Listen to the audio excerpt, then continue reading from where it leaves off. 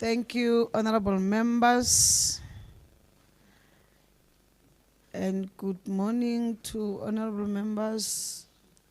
Morning to honorable MEC, HOD, and your encourage our officials from legislature. I think you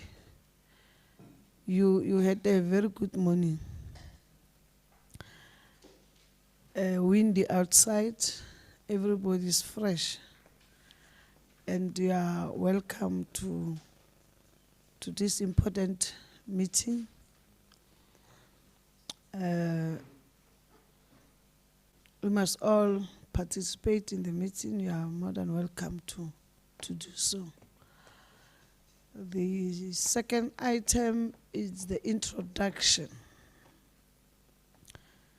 That's the standing item with us and the department, where different faces attended the meeting, so we need to introduce ourselves, starting from myself. I'm Honorable Bella Kupa Mabuza, the chairperson of the Portfolio Committee on Agriculture and Rural Development. If I may ask other honorable members to do so. Thank you, Chairperson. Good morning, MEC, and all the officials. Good morning again, honourable members and our support staff. My name is Mari Hallam. I'm a member of this committee. Thank you very much, Chairperson. Matsoga Mawozo Tomaka wena, Chairperson, and your officials, Honorable MEC, and your entourage and honorable members. My name is Mapula Mukaba, member of the Portfolio of Agriculture. Absent Chairperson, Shawata MEC na Department Inquiry, na the honorable members, staff sha legislature na department. Vitora Minan Gloria Zunsan Wakamnis, the member ya portfolio Leya Agriculture. Thank you very much, Chair, and good morning, MEC and your team, honorable members, the staff of the legislature. My name is Hasani Peter Ngoveni. I'm a member of this Portfolio Committee on Agriculture and Rural Development, but I'm also the Deputy Chair of Chairs of the legislature. And the active speaker.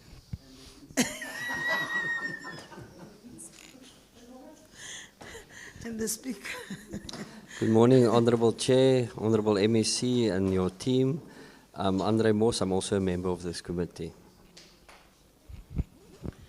Thank you. Good morning, MEC, HOD and the team, and Chairperson and the honourable members. I'm Kakareng Rakhwale, the member of the committee.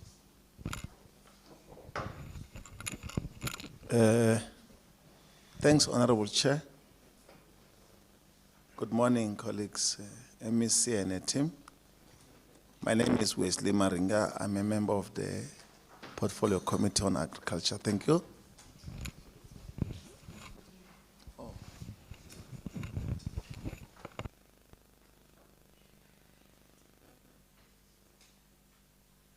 MEC, it's your turn. The mic is here. My apology, technology surgery.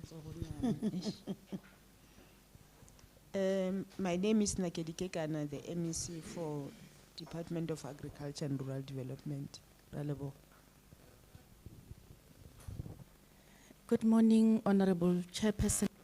My name is Paul Mashamba, the head of the Department of Agriculture and Rural Development. Thank you. Good morning, Honorable Chairperson and members. My name is Marianne Katinga, CFO for the department. Thank you. Good morning, Chairperson, and morning to Honorable MEC. My name is Melton Chirilo. I'm coming from the Office of Land Reform and Rural Development as acting head. Thank you.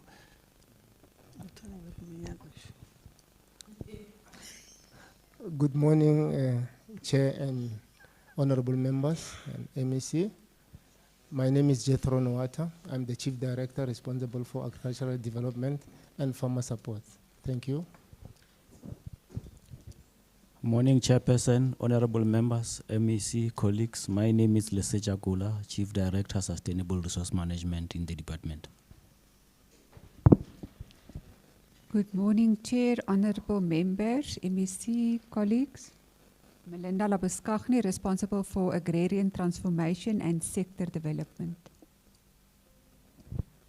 Good morning, Chairperson, honorable members, MEC and colleagues.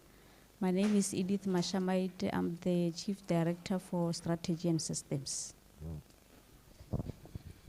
Good morning, Chairperson, honorable members, MEC, HOD, and colleagues. This is Moses Mabunda, Acting Chief Director for Agriculture Regulatory and Technology Development.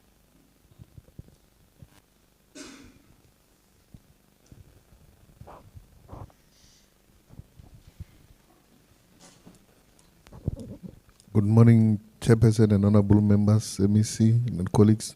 My name is Tebad Mokwel. I work in the office of the HOD in the Department of Agriculture and Rural Development. Thank you.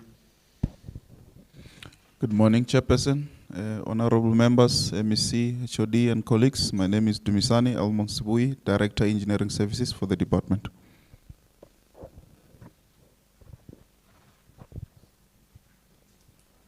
Good morning, Chairperson, honorable members, MEC and HOD, and colleagues. Ntabisa Ngwagamadisha from Agriculture and Rural Development. Thank you. Good morning, Chairperson, honorable members, MEC, HOD, and colleagues. My name is Kazamola Mashel, Acting Chief Director, Corporate Services.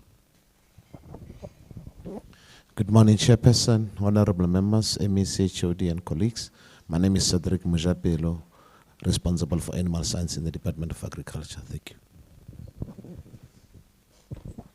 Honorable Chair, members, MEC, and the colleagues. My name is Jonathan Mbe, Head of Office in the Office of the MEC. Good morning, honorable Chair, members, MEC and HOD, and colleagues. My name is Bafedi Mabunda in the Office of the HOD. Thank you. Good morning, Chairperson, honorable members, the MEC and HOD, colleagues, good morning. My name is Donald Rampora. In the Office of the MEC, I'm responsible for legislature support and community outreach. Honorable Chairperson, honorable members, MEC and colleagues, good morning. My name is Pelane Pakhadi and I'm the Media Liaison Officer in the Office of the MEC.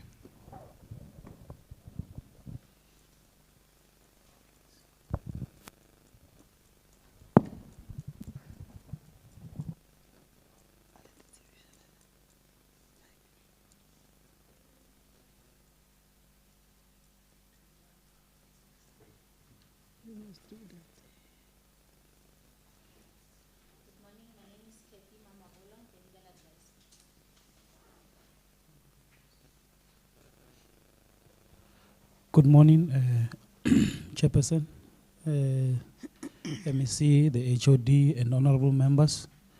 My name is Mr. Mudaun Tigedzeni. I'm the researcher for the Portfolio Committee on Agriculture. Thank you. Good morning, everyone. My name is Jinifa Shibambu. I'm a committee coordinator. Thank you.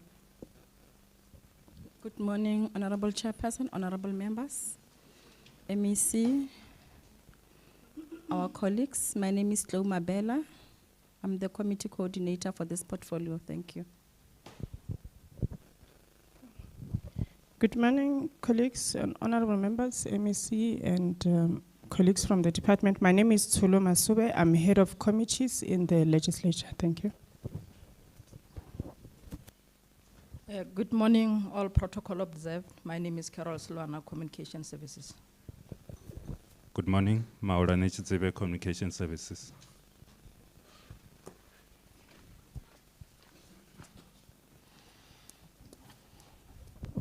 Morning, Chairperson, honorable members and MEC and colleagues. My name is Saul More, Communication Services in the legislature.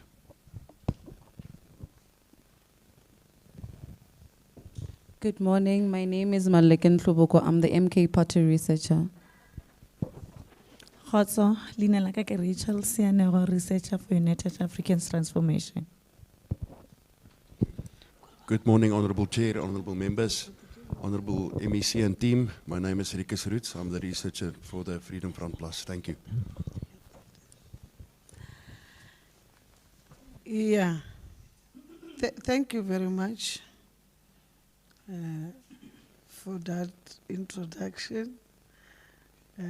I know they left you guys, but nevertheless, we know you.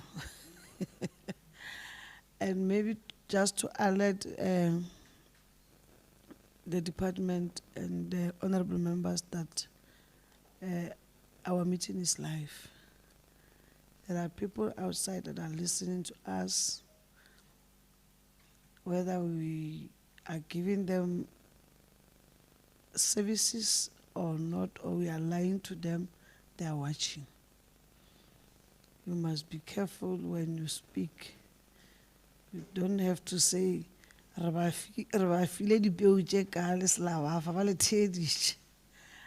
conscientizing the meeting that we are live. Normally our meetings are always live. And thank you very much, the head of rural development. Hey, the California. These people were waiting for the person from that sector.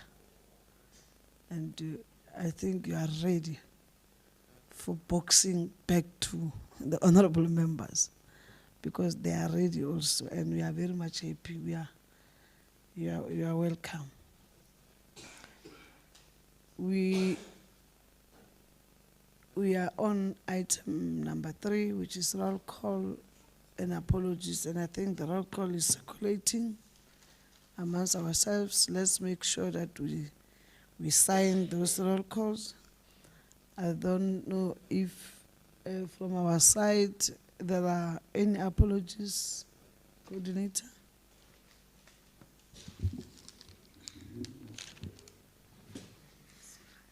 Thank you, Honorable Chairperson. We have received apologies from Honorable Malimela, Honorable Jack, and Honorable Matlo. Thank you, Chair.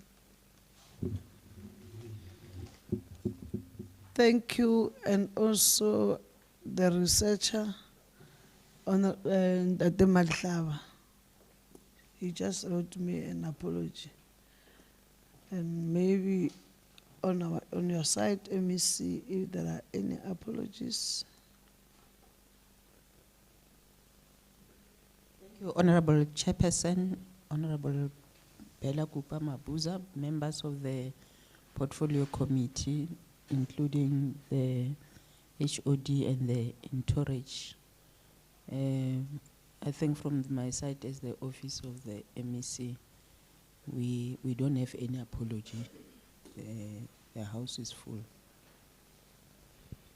Thank you. As always, we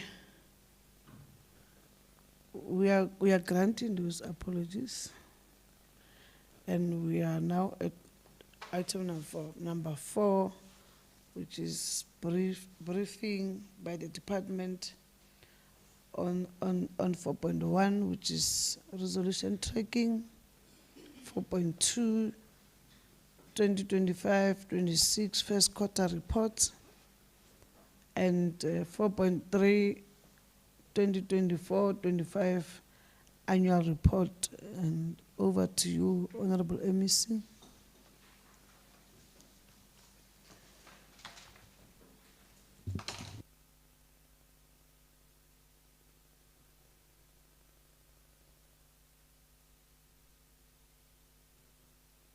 Very much, Honorable Chairperson, the members of the Portfolio Committee, and the Agriculture, Department of Agriculture and Rural Development present here. I'm going to afford this opportunity to the HOD to present the item as requested. Thank you.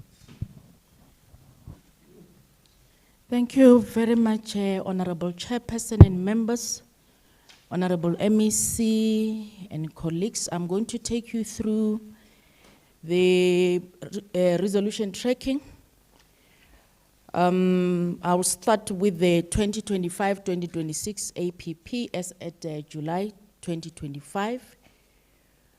We were requested to provide the key projects, and some of the projects were cited on the resolutions. In terms of the key projects that we're implementing for the current financial year, we are having 7 projects, key projects at our disposal. Out of 7 projects, it's 4 key projects that has been completed, while 3 are still under way. It's work in progress. On Lebakgomo Abattoir is a catalytic project that is going to create jobs, and it is also aligned to the 3 key GNU priorities. In terms of our strategic role, this is the sole responsibility or the competency of LEADET, precisely leader. Our responsibility is to ensure that we ready our farmers in terms of supply of chickens to the abattoir. We are having 5 ECP projects that we are refurbishing as a department. You could see on the report is Lafata project, SL & Sons, Beauty Shoots, Botha-Spruit, and Mabungeni. And in terms of the progress made, if you scroll down, in Lafata project, we are at 95%. We are only left with the installation of the automated machine. Once it has been tested and found to be functional, the project will be subjected for practical completion. And for SL & Sons, it's the refurbishment of the poultry house as well. And in terms of the progress, we are at 50% progress made so far. We are left with the construction of the wet walls, which is a work in progress, is still underway. At Beauty Shoots, due to the non-performance of the contractor, we have issued the default letter with the intention to terminate the project. However, the contractor then responded to our letter with a catch-up plan. He has already started with the construction. It's underway. He is now at 50% in terms of the progress being made so far. At Botha-Spruit, the construction is at 90%. We are remaining with some few manufacturing. The equipment has been delivered. It will be installed and be subjected for testing. At Mabungeni, we had completed the project, is at 100%. We had already issued the completion certificate, and we are interacting with Montana because so that we can be able to sign an off-take agreement. The second key project is Makgoba Tea Estate. This is a restitution project wherein the land has been restored. The project objective is the development of avocado on the properties of Mittelbock, Rooikoppies, and Zanin. The MMCT has partnered with the ZZ2, and in terms of our support as a strategic partner, partnered with the Makgoba Diepklagte and ZZ2. For the current financial year, we're envisaging to, we had ring-fenced 10 million, which is going to be transferred in tranches. Already we had transferred 5 million, and the remaining 5 million will be transferred in December. The department has signed the cooperative agreement with Makgoba Diepklagte, Pty Ltd, and we are implementing this project through RAVAC plan. In terms of the job creation, the project is intending to creating 50 permanent jobs and 93 new seasonal jobs. The other project, which is Zebidiela, we are in the process of revitalizing Zebidiela Citrus Estate. The master plan has already been approved. And now as a department, we are in the process of attracting the strategic investor.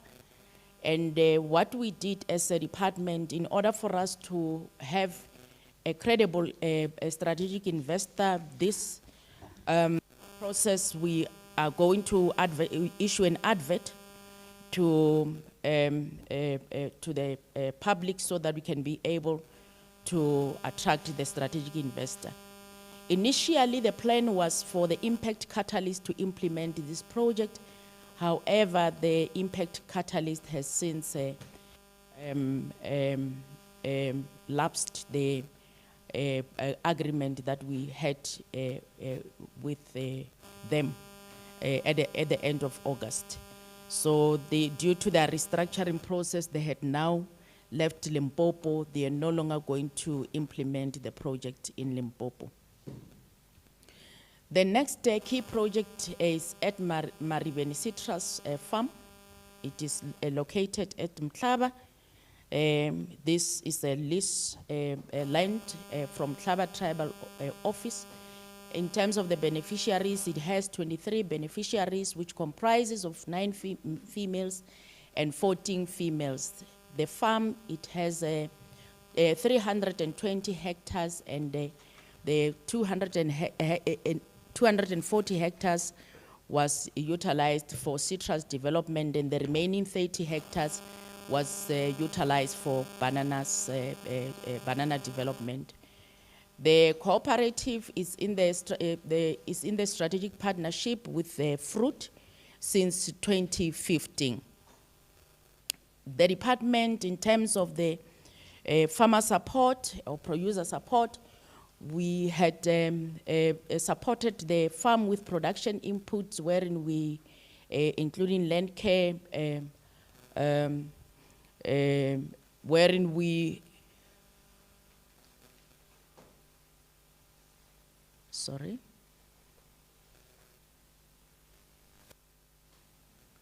we have constructed the fencing material.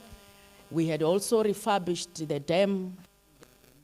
Pump station was erected, and also we had assisted the cooperative with the payment of the electricity bill and supported them in terms of the EPWP workers. The value of the project was sitting at 11 million, and the project has employed 52 permanent employees with 135 temporary employees. In terms of the progress, the project scope is fully implemented. The Marobala Itsuse project, which is one of our key projects, is a CPA project, the Property Association, a Communal Property Association project, which is at 8,900 hectares. This project has 5 poultry houses for production of eggs, and in terms of the production level, 5,500 layers of poultry houses. It is a CPA project having 1,000 cattle, goats, and sheep, which is combined at the project. So here we did not have any challenges. The beneficiaries of this project, since it's a CPA, is 282. It has 282 beneficiaries, which consisting of out of 78 households. At Tompisilika, which is one of our key projects wherein we are revitalizing the college, we have completed the development of irrigation and water supply phase 2. And we are currently busy with the renovation of Tompisilika 6-story house. In terms of the progress so far, we are at 96% because we are currently busy with the plumbing works and the electrical reticulation works. At Tompisilika Dining Hall, the building works of the project has been completed. The project is sitting at 96%, wherein we are currently busy with the installation of cold room fence.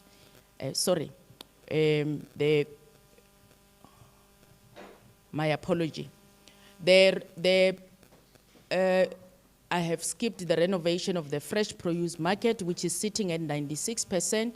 It's work in progress. And the dining hall, we are at 85%. The rehabilitation and the maintenance of the sewage system at Tompisilika is sitting at 96%, whereas the animal handling facility is at 90% of material that has already been delivered, waiting for the construction to commence. At Mazibandlela College, we are doing the sewage repairs, and the work is still in progress. In terms of the progress made, the completed works, the excavation and compaction work is completed, including the construction of the reservoir and the septic tank. At Mazibandlela building maintenance, the material is on site, the plumbing material is on site, which includes the 20 toilets. It's work in progress. The construction is about to start. The lecture room, it is still within that is in terms of the installation of chairs, computer desk, and granite tops. The project is completed on the 20th of September. The furniture has already been installed. At Mazibandlela construction of security fence, the process is underway. We haven't yet appointed the contractor here. On the security upgrade, the works that has been completed involves the removal of bricks. In terms of the overall progress to date, the brickwork in superstructure is sitting at 60%, and the concrete slab is at 30%. The other resolution was on the resuscitation of the irrigation schemes. In the current financial year, we are supporting the irrigation scheme at Hereford, wherein the 4 plots are being assisted in terms of the shade nets, and the value of the project is, we have ring-fenced 4.5 million. The Tabina irrigation scheme, which is at Mopani, we are supporting 1 farmer with a borehole, pack shed, the ablution facility, water storage, with a value of 3.5 million. As part of our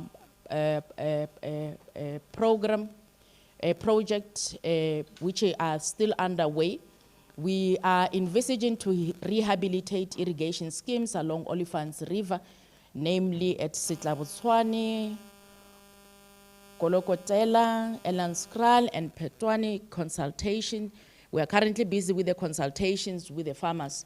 At Petwani irrigation scheme, we are seeing some progress as the beneficiaries now, the farmers had accepted the proposal to return to the production. And in terms of the challenges, these are the general challenges that we are experiencing as and when we are providing support to the farmers, wherein you would find that there are poor institutional arrangement, where the farmer would find that they change his committees, especially wherein it is a communal land or is a CPA project, and the lack of consensus on operational models, where other farmers would prefer the commercial farming, while others, they want to do the individual plots, farm individually. We were then requested to submit the placement of the unemployed graduate in terms of the plan.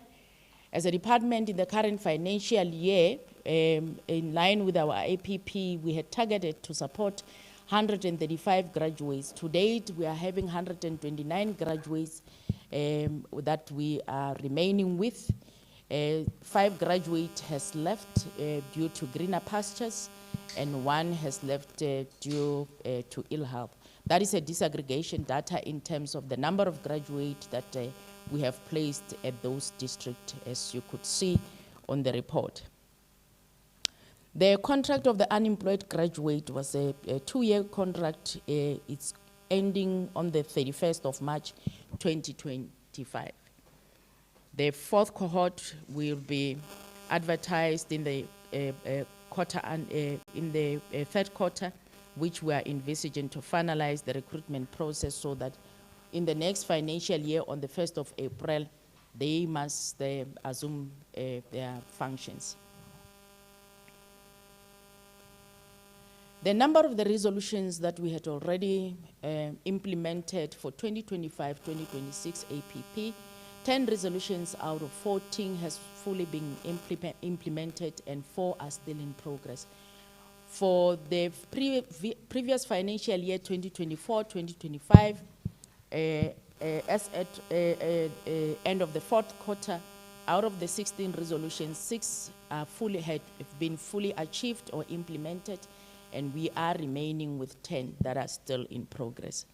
In the past 3 years, we had continued to underspend, as you could see on the conditional grant for Program 3. The committee has requested that we should account why are we underspending on Program 3 conditional grant. There is a comparative analysis in terms of the percentage of how we have been able to spend in all those 3 years. As you could see, from 2022-2023, we have underspent in all the conditional grant, CASP, Lijima, EPWP, and Land Care. In 2023-2024, there was an improvement. As we were able to spend all the allocated money, we were at 100%.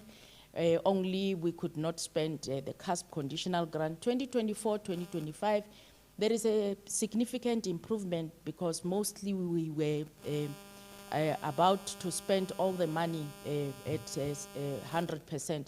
However, the CASP under expenditure is, we had underspent by 5.8%, as you could see, that we were sitting at 94.2%.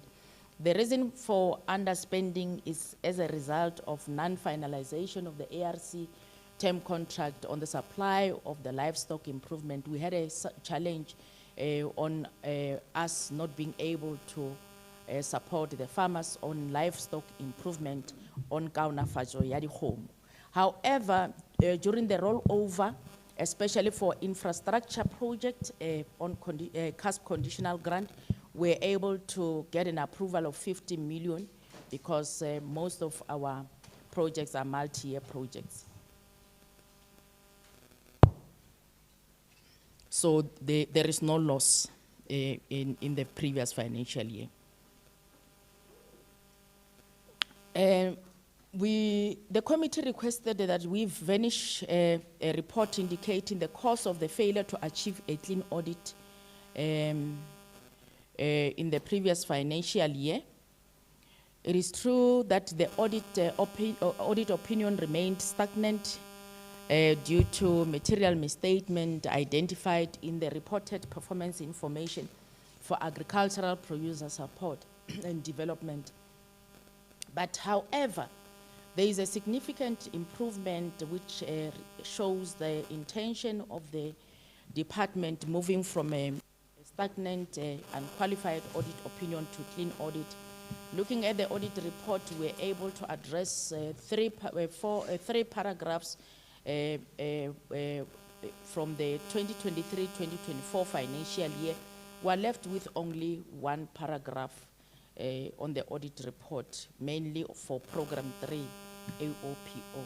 The reason why we had a material misstatement, it is as a result of the oversight by the department not being able to report on Ilimalijima conditional grant in terms of the support that was from the support the money that we have incurred to support our farmers in the year under review.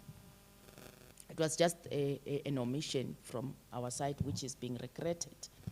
However, that has been adjusted due to the amount on that indicators. We were not able to get a clean audit. The report indicating the inclusive transformation of the women, youth, and people with disability, it is being provided.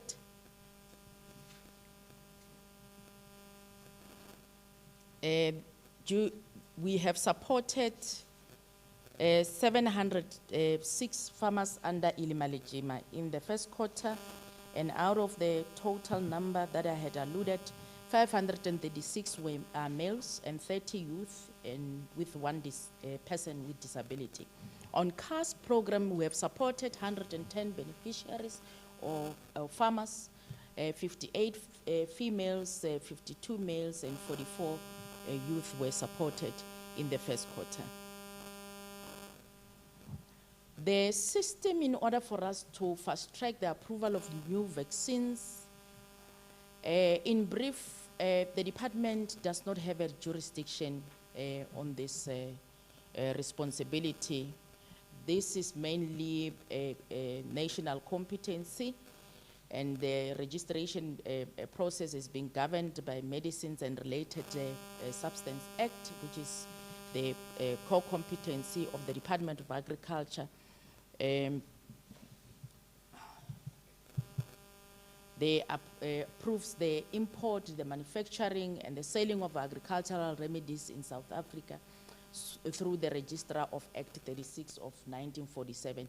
Here the department is just outlining the process in terms of what does it take for the, until the approval of those, the new vaccines. We have fully implemented, it's fully completed in terms of what is expected of us, because we don't have any jurisdiction. We are not involved in the entire process. The plan of the department in reviewing the CPA policy, Chairperson, if it is permissible, we are having Mr. Chililo, who is the head of the PSSC, the Provincial Support Services Center. He will be able to give a full information in terms of the Communal Property Act reviewal processes. Allow me to not to talk to it, as he will be taking us through that. We, on resolution number 9, we are expected to update on the restitution and land reform. I will only talk to the recruitment of the extension officers on the update of the restitution and land reform and redistribution projects. Mr. Chililo will handle that. The department has appointed 329 agricultural advisory officers in the to date in the current, this is the status quo in the current financial year. However, we were in the process of appointing 24 as we had advertised. How, unfortunately, we were then overtaken by events as the process was underway. Actually, we had already concluded the recruitment process. We were in the process of issuing the appointment letter.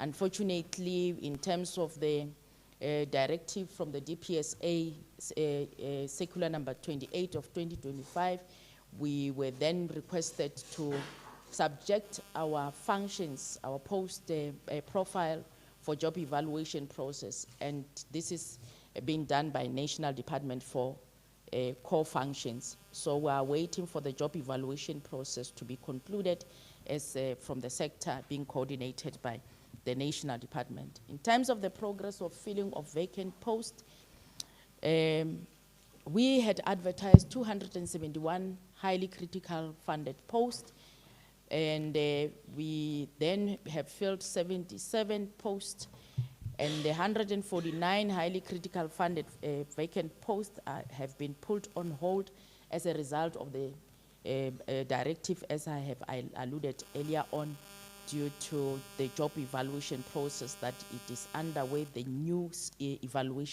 job evaluation system that we are supposed to subject the job functions into that.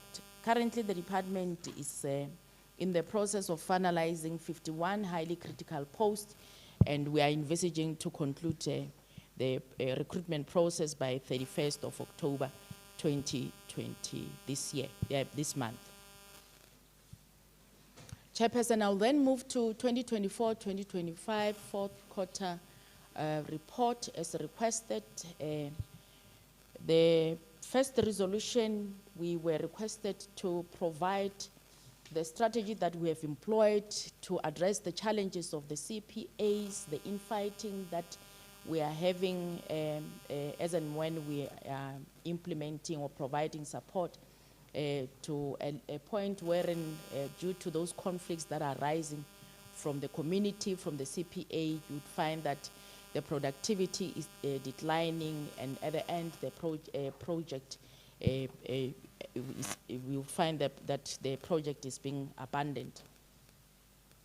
Even on this one, in terms of the response, I'm going to request through you, Chairperson, Mr. Chililo, to deal with the strategy that they are employing to manage the conflict at the CPA as it is their core function. Obviously, he will align it with the previous one of the amendment of the CPA Act. The disaster relief scheme, resolution number 2. We are having very limited funds budget for disaster relief scheme. For the current financial year, the budget allocated is 1.8 million, and already we had expended 1.6 million, which translates to 80% of the budget that we had already incurred. In the previous financial year, we had received 1.6, but however, we were able to source funds and reprioritize funds from our own savings within our budget. And at the end, we were able to implement 3 schemes in the previous financial year on supporting the farmers on drought who were affected by drought, black frost, and veld fire outbreaks. And we had incurred 11.5 million was expended to 1,846 farmers. In terms of the disaggregated data, out of that number, 1,323 were female farmers who had benefited, including people living with disability, 7% living with disability. And in terms of the district which were affected, is Capricorn, Mopani, and Waterberg. At the progress on the migration of the 2 colleges to Mazibandela and Tompisilika to the Department of Higher Education, the process is on hold. The reason why this process has been kept on hold, it is that there was some administrative processes which were overlooked. The national department is supposed to issue a declaration of the College of Agriculture as higher education college, which then will be prepared and published in the government gazette by the MHET, and the process is still underway. It's a requirement in terms of the Higher Education Act Section 22, which has been overlooked. So we're still responsible for within our mandate to take care of the functions of those 2 colleges. The update on NOJAC's project, we were requested by the members to operationalize, provide the progress in operationalization of the NOJAC's tomato processing plant. And as a department, we were in the process of transferring the project in terms of Section 42 of PFMA to LTGA, which is the Limpopo Tomato Growers Association, which is the NOJAC's beneficiaries.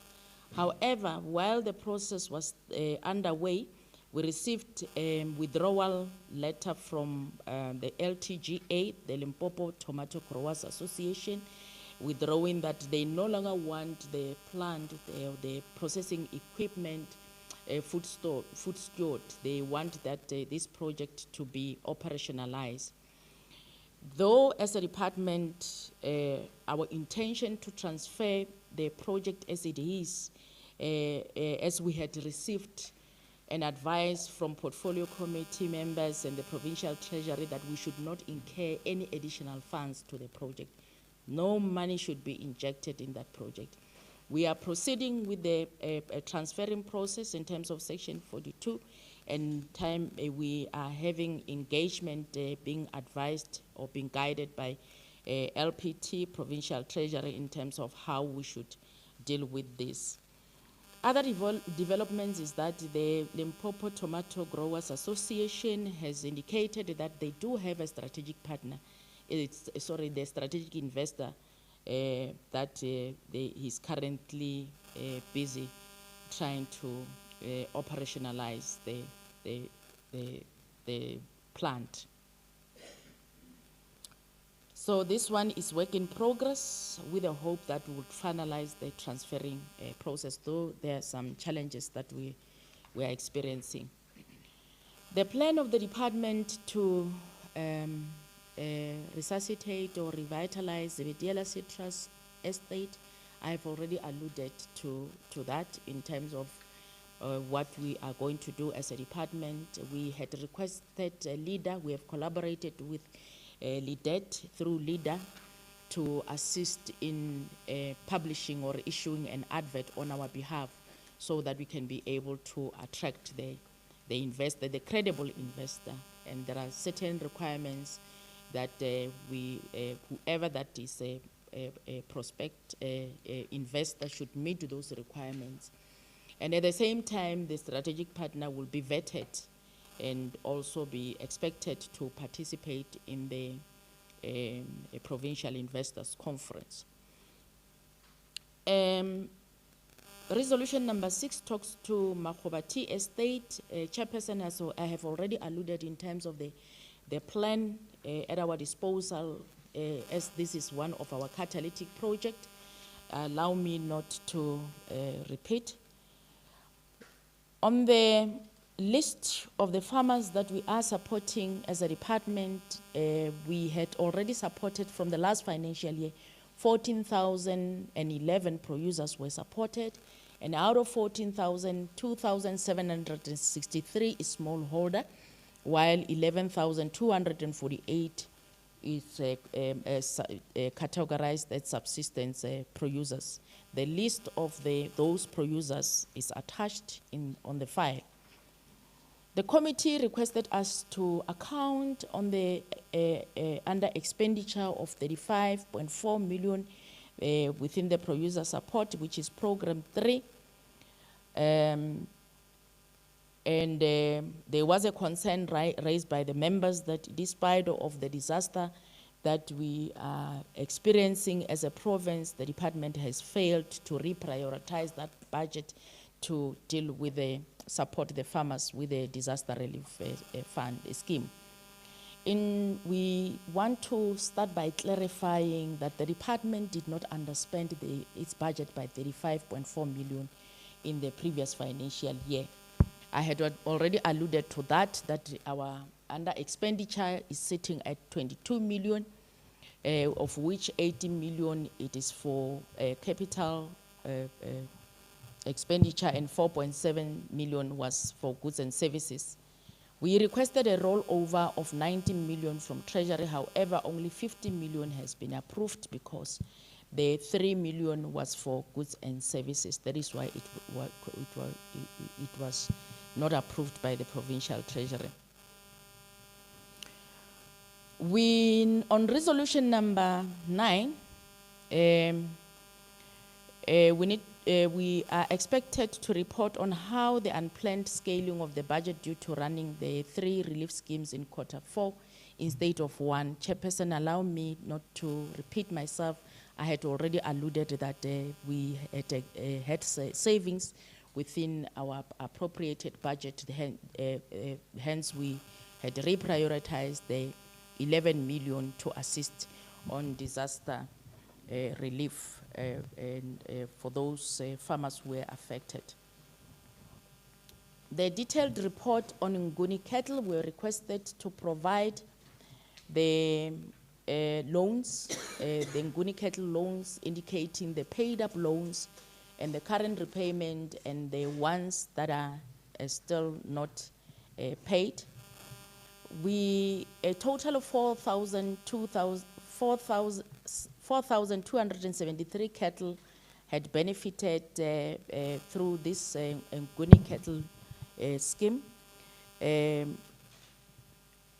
Sorry, my apology, 98 farmers had benefited 4,273 cattle.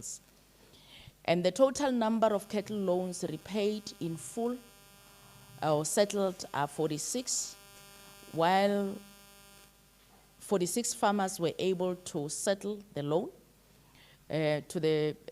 while 24 farmers, which contributes to 2,294 cattle, is not yet being reimbursed.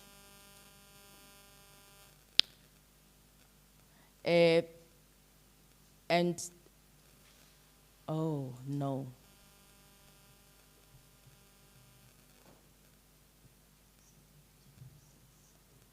Settled, it's from, it's 46, while the total cattle loans paid in part are 24. Oh, sorry, Chairperson. 46 farmers have settled their loan, and the ones that had partly settled their loans is 24 farmers, which contributes to 2,294 reimbursed cattle. 28 farmers, which contributes 1,000, which had benefited 1,564 cattle, they have not yet settled their loan. So it's still not yet settled. The challenge that we're experiencing as a department is lack of willingness to comply with the loan reimbursement obligation by some of the farmers as provided into the clause 8 of the loan agreement that they have signed. The detailed report on water rights issue. We are aware that since around March, we have not had any rainfall, and therefore the river streams are under stress with no irrigation quota. Obviously, the Department of Water Affairs and Sanitation, they are unable to assist the farmers to provide them with the water rights approval.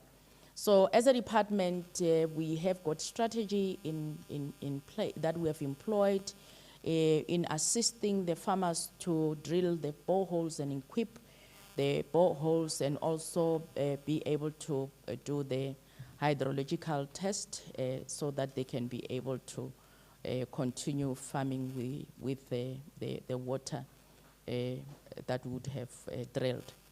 In terms of the boreholes that we have drilled at Sekhukhune, we have drilled 9 boreholes, Mopani 5, Vembe 1, Capricorn 6, and Waterberg 14.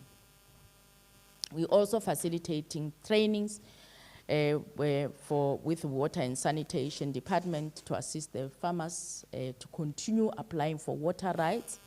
And the department has trained the extension practitioners to assist the farmers to access the online system, because now the application is being done online.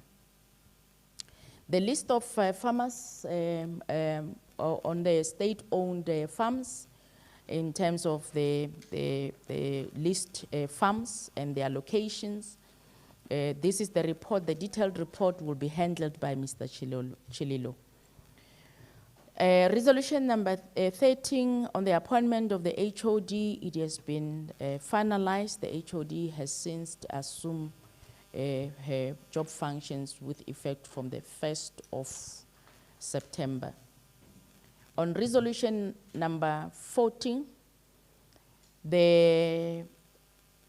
on whether Baradi Pilu and SL & Sons are still beneficiaries and how the department has is scanning the deserving beneficiaries as and when we are issuing the farmer support applications. We want to confirm that yes, the two projects are still beneficiaries, and both projects were affected by the floods during the 2025, which is the previous financial year. Towards the third quarter, the province has experienced some floods. And we are supporting Baradi Pilu project with the land care funding, wherein the department is supporting the farm on conservation farming, wherein we are procuring the CA implements, which is a no-till planter. And the other funding is for the fencing implement and animal handling facilities and water reticulation activities that we are currently assisting at Baradi Pilu. We are also assisting the farmer with the reservoir, drinking troughs, and the water piping for the borehole and reservoir. And so far, in terms of the progress, we are at 15%. It's work in progress. At SL & Sons, as I've already, this is another project for the SL & Sons. There are two projects. One is the one that I've already spoken about, and this one, it's a work in progress. We are supporting the farmer with 40,000 poultry house structure and stormwater control. And we had a challenge on the 6th of September. Before the 6th of September, the project was sitting at 99% before it can achieve its practical completion. On the 6th of September, we had an unprecedented incident wherein the structure was maliciously destroyed by the beneficiary. It's so much disheartening. While we are supporting our farmers in expanding and making sure that they create jobs, the unfortunate situation happened on the 6th of September this year. As a department, we had opened a criminal case. The matter is with the police, is sub judice. We also requested the contractor to effect the GCC conditions in making sure that the structure should be repaired, because when the incident happened, the structure was still in the care of the contractor. So this is I call it a tragedy. One can say it's not a tragedy. The tragedy that had occurred at SL & Sons. Thank you very much, Chairperson. That's the end. Through you, Mr. Chililo can deal with the remaining resolutions. Thank you.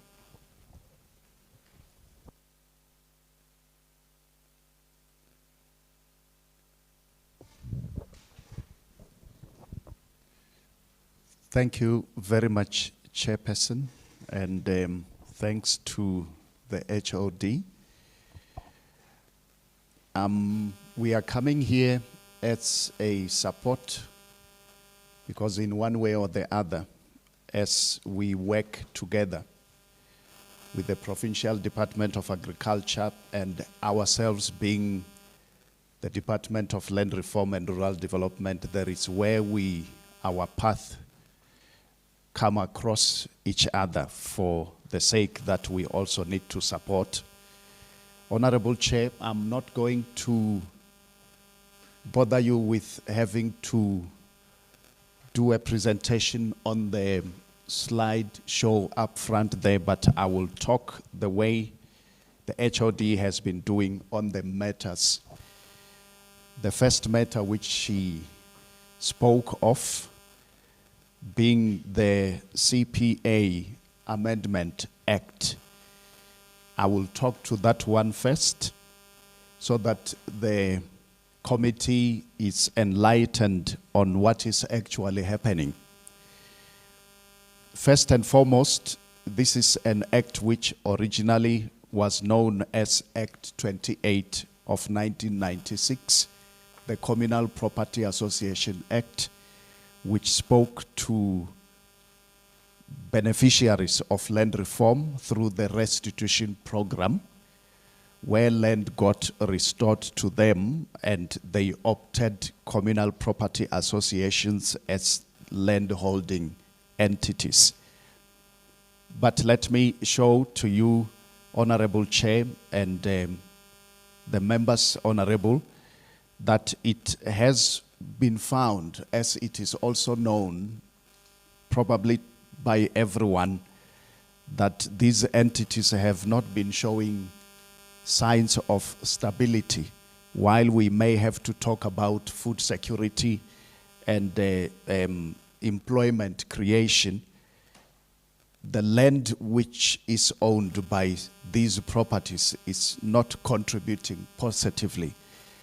Hence now we are speaking of the CPA Amendment Act, which is now called Act 20 of 2018, assented to on the 8th of October 2024, which is last year, by the President.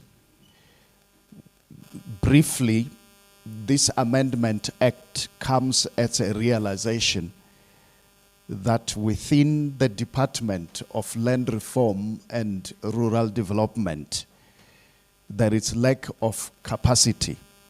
For your information, Honorable Chair and Honorable Members, in the Limpopo province, we are sitting with 212 communal property associations, and they are to be manned by 8 officials in the province, 4 managers and 4 junior officials, and at most 1 having to deal with over 30, depending on which district it is.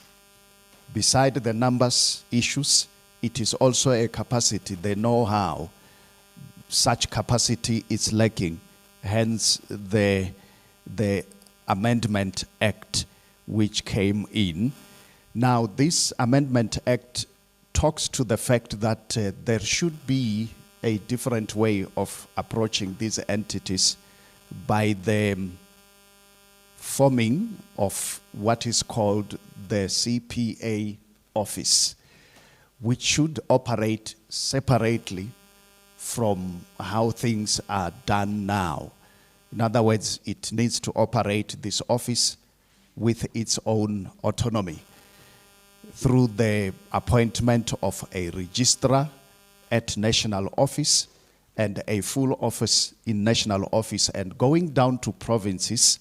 Chairperson, it simply means that it is not the current officials who should be doing the job as it was in the past in addressing the capacity issue.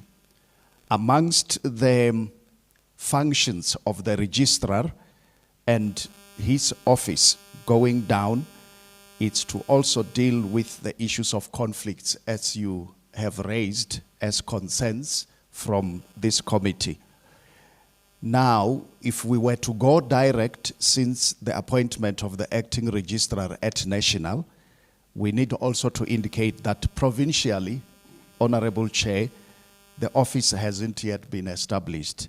Therefore, there is no capacity, literally, that has to be dealing with CPA work. What we are doing is to make shift so that officials who have been dealing with CPAs in the past just be doing that work.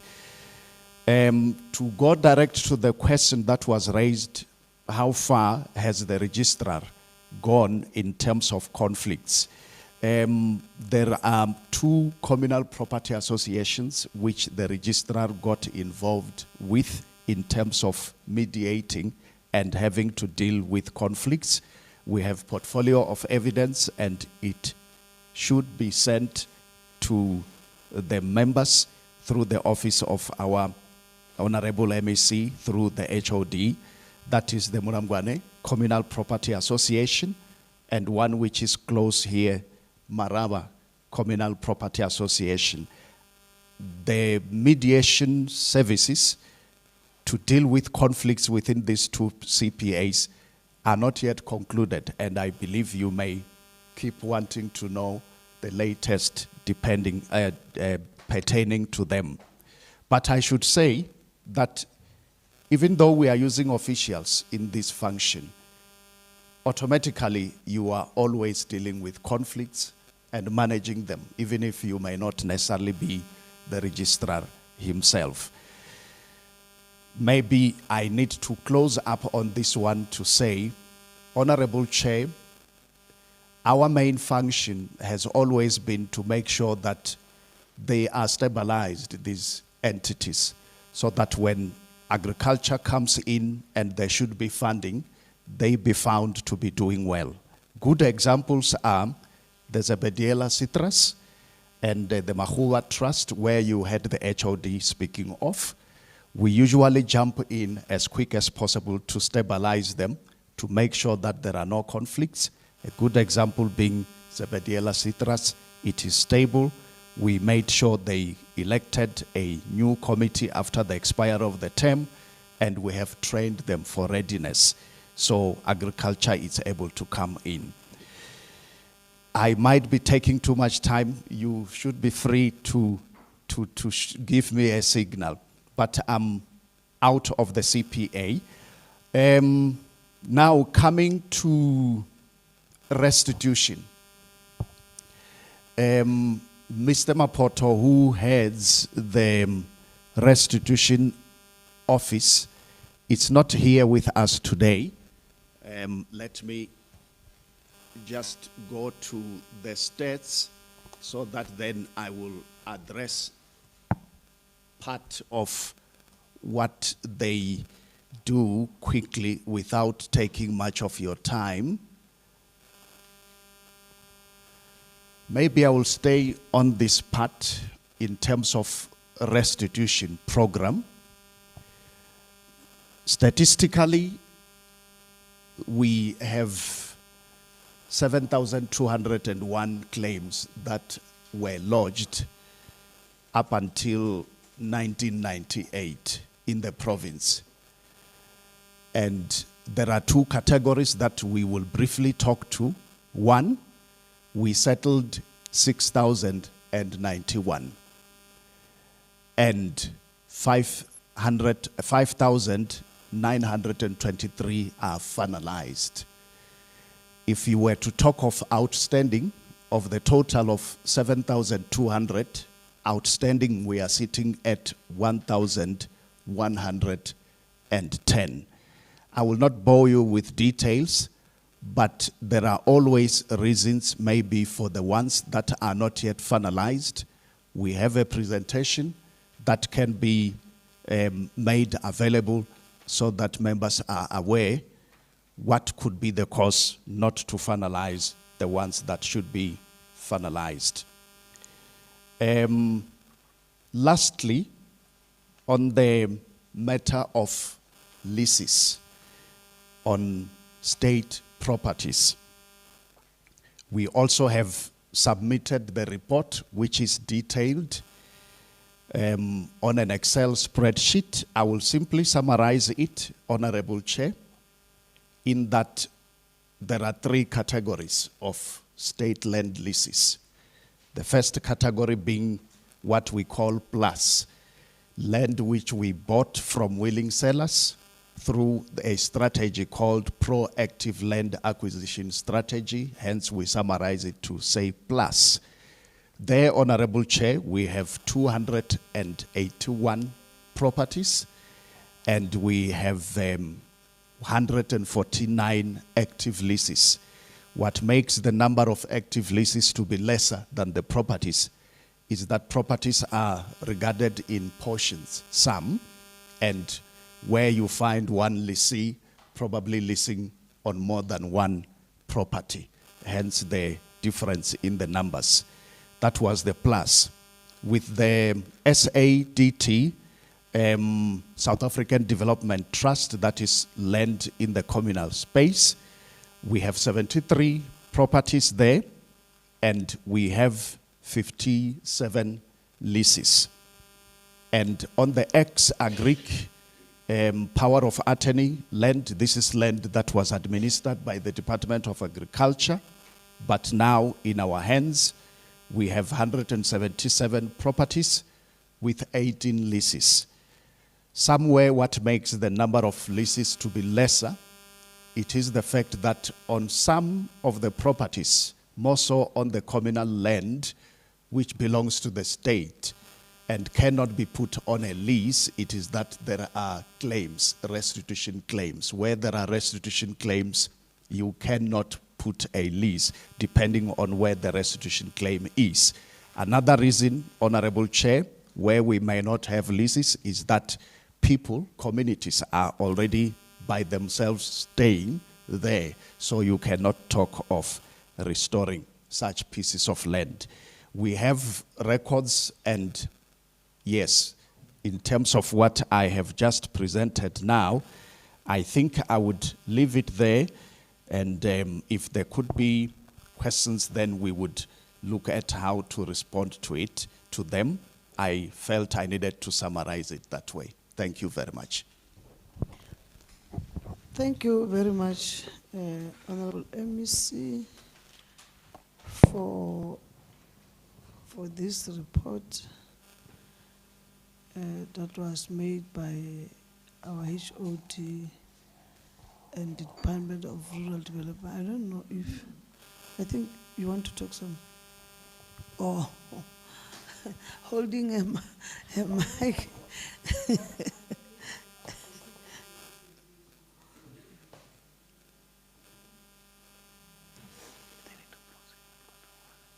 Yeah, yeah.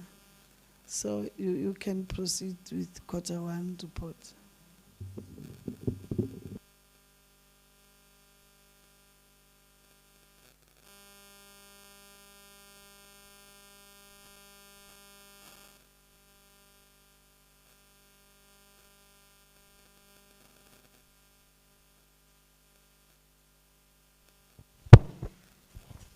Thank you, Honorable Chairperson, Honorable Members, Honorable MEC, and colleagues. I am going to take you through the Q1 performance overview.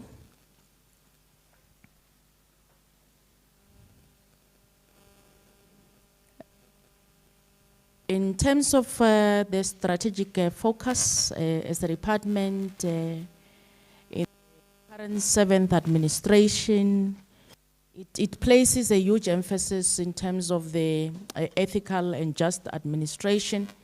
And as the department, we are striving to make this priority being achieved.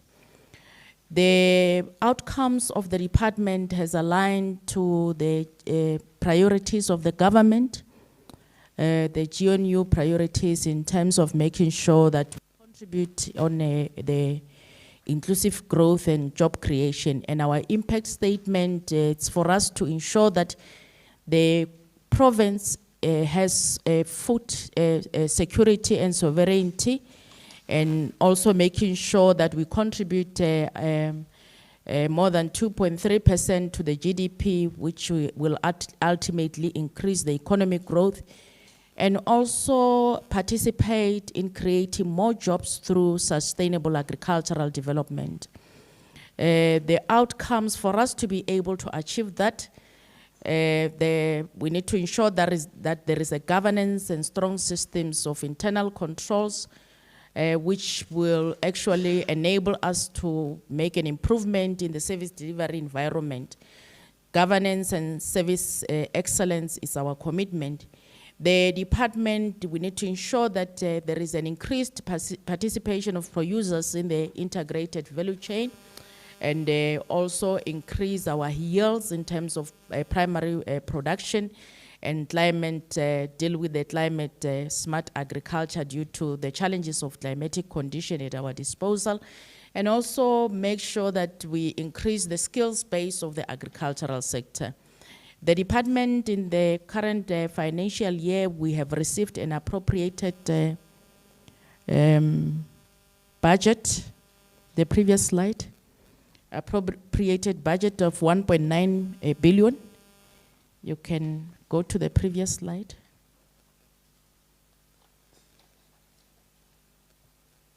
Thank you.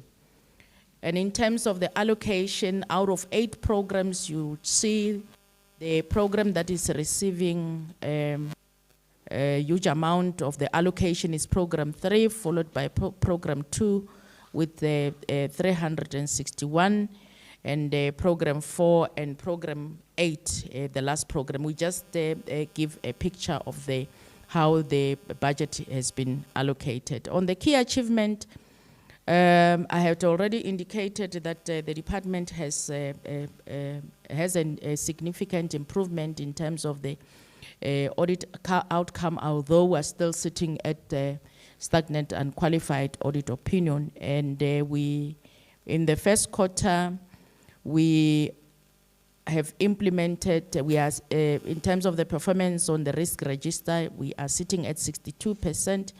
Of the mitigation strategy that we had implemented, and the 38% of mitigating strategy, we are still in progress. We have advertised post, I've already spoken to it, and the 100% SMS members, we submitted our performance agreement. Let's move to the next.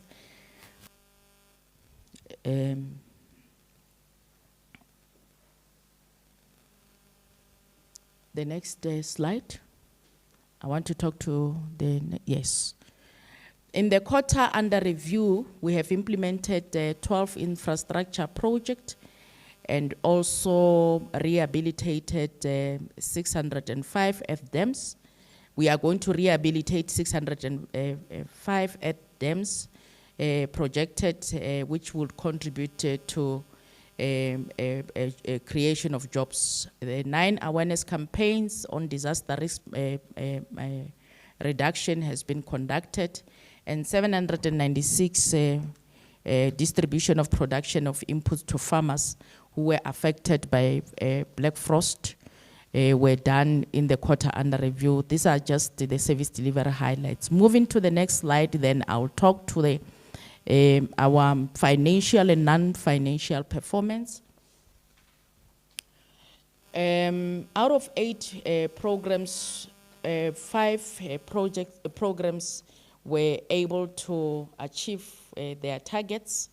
Program 1 had achieved their targets at 100%, program 2 and program 4, program 5 and program 8. The programs were able to achieve the targets, and the remaining 3 programs could not achieve as targeted in the first quarter. The overall non-financial performance is at 93%. In terms of the financial performance, we were able to expand our budget at 21.5%. Comparatively with the previous financial year, it is just a slight improvement of 5%. The following slide talks to the information that I had already alluded to. We can pass. The reasons for non-performance of those programs that I had already alluded to on their indicators. It is program 3, wherein we had targeted 1,602 targeted in the first quarter, wherein we were supposed to support the producers with the red meat cluster commodity. Our performance, we are sitting at 1,075 actual performance. And the reason for deviation is as a result of providers who could not deliver on time, the animal feeds on time in that quarter under review.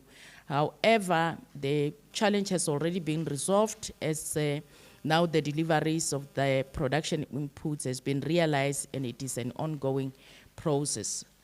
On the indicator 3.1.10 within program 3, the department has targeted 7 mentorship programs to be facilitated, and we had only achieved 6. This is due to unavailability of the mentorship mentors from other institutions. We have collaborated with the other commercial farms to assist us in mentoring our farmers. On 3.1.11, it is not an underperformance, although it looks like it's an underperformance because we're implementing the unemployed graduate. However, it's positive because as and when they are being subjected for acquire skills, practical skills at those commercial farms, they are able to secure the decent jobs and they leave the program. So it is not an underperformance.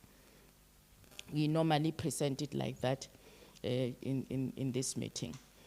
Then program 6.1.4, we had targeted to support 50 agribusiness producers supported with commercialization services.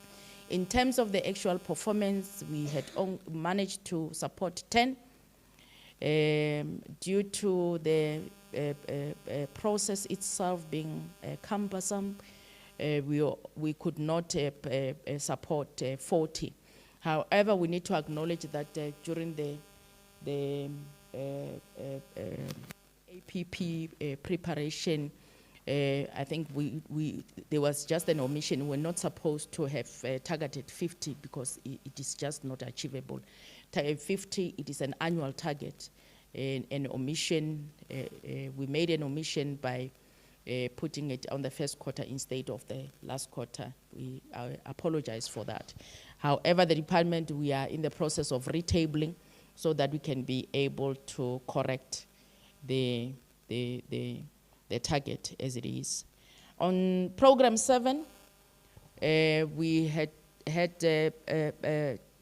not performed as planned. The department was supposed to develop the ICT college strategy, and during the first quarter, we had to do the consultations with the board, advisory board, the college advisory board, and unfortunately, the strategy could not be finalized in the first quarter. However, as we are today, has already been approved.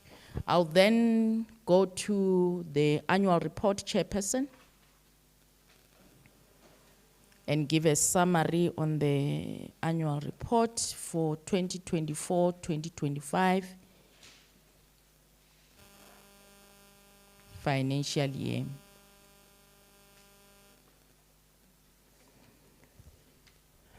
Go to slide number 3 on the overview. This previous financial year was a buffer year from the 6th administration while preparing for the 7th administration. And in the year under review, our focus was on food security and also contributing to the economic growth and through sustainable agricultural production in the province. Our 2024-2025 annual performance plan has aligned to the national policy framework, the NDP, LDP, the government GNU priorities as well. And I have already spoken to the strategic focus as one of the strategic objectives in the MTDP for the even for the current financial year on revitalization of agriculture and agro-processing, wherein the department was envisaging to operationalize the dormant facilities in order for the department to promote the SMME in terms of lead processing, milling plants, and other commodities, including citrus, etc., etc. And the challenges of dealing with the climate change and risk reduction as well, as a department, we have smart agricultural practices to deal with such. I had already spoken to the strategic focus in terms of the impact statement for the previous financial year, where the department had committed to the agrarian transformation through economic growth and employment creation and food security for all. All those national policies had aligned to the departmental, as I had already alluded.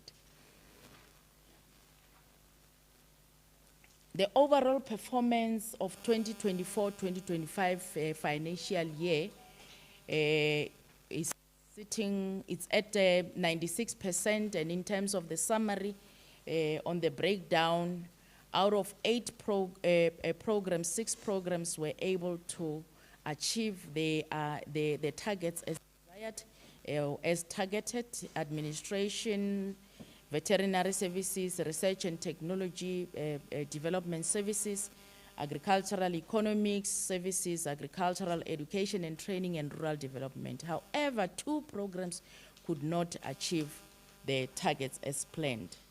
The reason for variance in program 2 on sustainable resource management, which had achieved 89% of the targets, the reasons of underachievement is as a result of the change of scope due to the price escalation and slow performance by the contractors, precisely on the environmentally controlled production structures.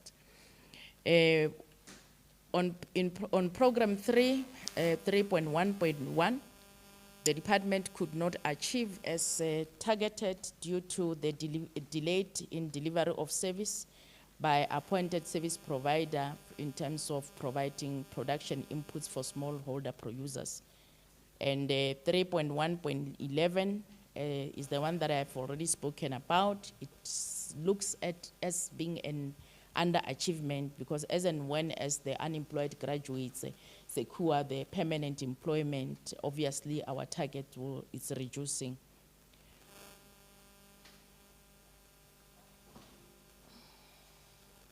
Chairperson, in terms of the key achievements, I've already spoken to the RAVAC plans, catalytic projects that we're implementing due RAVAC, a policy wherein the Zebediela is part of our catalytic project. And we were able to assist to complete the construction of a dam and office block at Zebediela, and also had supported Majete Citrus in terms of citrus development on 229 hectares. Allow me, Chairperson, because most of the information is repeating itself, if it is permissible to go to the next slide. This slide is critical that I should share with the members and the chairperson in terms of the key achievement and on the job opportunities that the sector, the department has created. 5,053 job opportunities were created due to various of projects that we have implemented in the last financial year, which contributes to the household income and food security. That would include our land care projects in various districts. department was, we had collected 18.4 million of our revenue generated in the department, which is more than the projected 17.6 million, which was projected. We had performed at 104%. The total expenditure of the allocated budget for the financial year was 1.7 million. In terms of the performance, the department had expend the budget at 98.7% against the final appropriation of 1.8 billion, including the rollover that we had received in 2023-2024 financial year of 25 million, mainly for CASP. The irregular expenditure in the previous financial year was reduced from 143 million to 79 million after the condonation of the transaction amounting to 64 million, which were identified in the previous financial years. And in June 2025, Treasury has condoned 76.9 million. In terms of the irregular expenditure, we are left with 2.8 million. The challenges that we are experiencing in the sector is the rising input cost of fuel, fertilizer, and electricity. And as a department, we are collaborating with the strategic partners and other sector role players for information sharing, as well as sourcing funds so that the farmers could not feel that burden. The climate change that is changing at any given time it's unpredictable, and the natural disasters at our disposal. We continue providing the disaster relief scheme through production inputs to assist the farmers to salvage the disaster as and when it strikes for those who are being affected. We also encourage the farmers to, through work session, to promote disaster resilient production practices, to implement these smart agricultural practices, and also doing the information dissemination as part of the disaster risk awareness campaign. We are having the infrastructure degradation and overgrazing, and through the AMP, which is the implementation of agricultural agro-processing master plan, we are able to salvage the situation and also support the farmers through RAVAC project.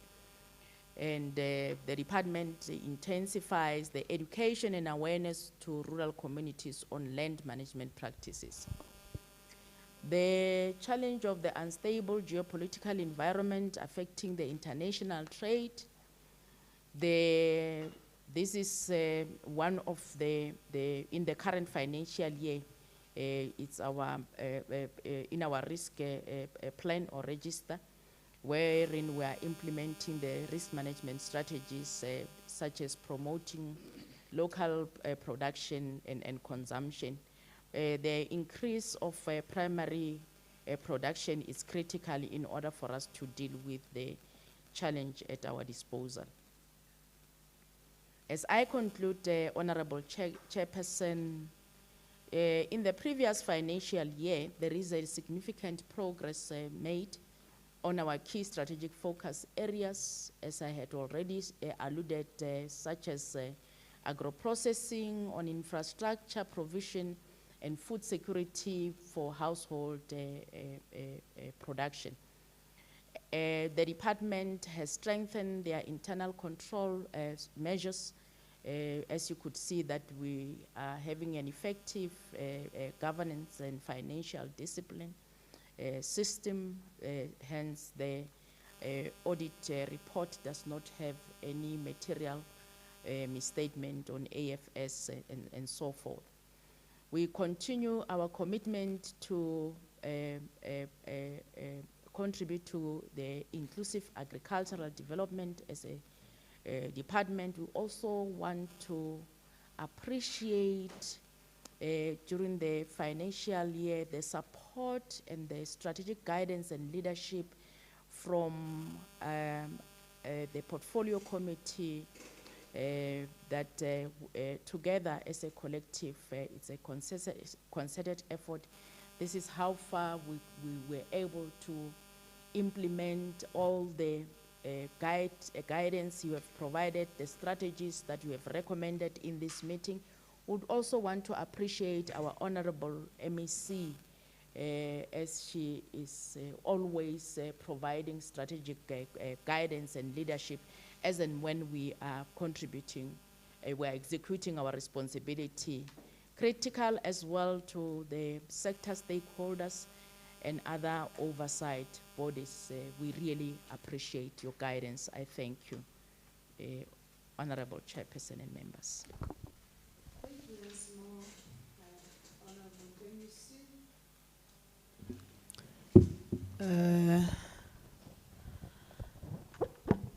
And thank you, HOD and honorable members. We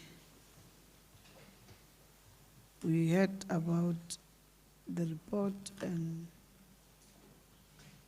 we also read the report,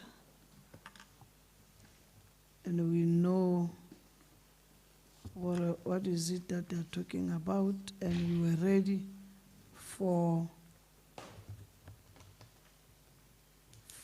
the questions and clarifications where you didn't understand or where you want to get clarity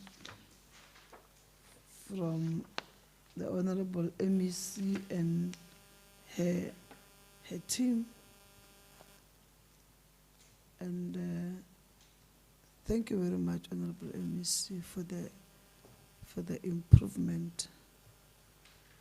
You really improved. Keep it on doing a good work. We'll get our support. And on the agenda item, it's now turned to honorable members on question and clarification. Honorable Mukaba, Honorable Munisi, Honorable Ngoweni, Honorable Moss, Honorable Rakhwale, in that order. Thank you very much, Honorable Chair. And let me appreciate the presentation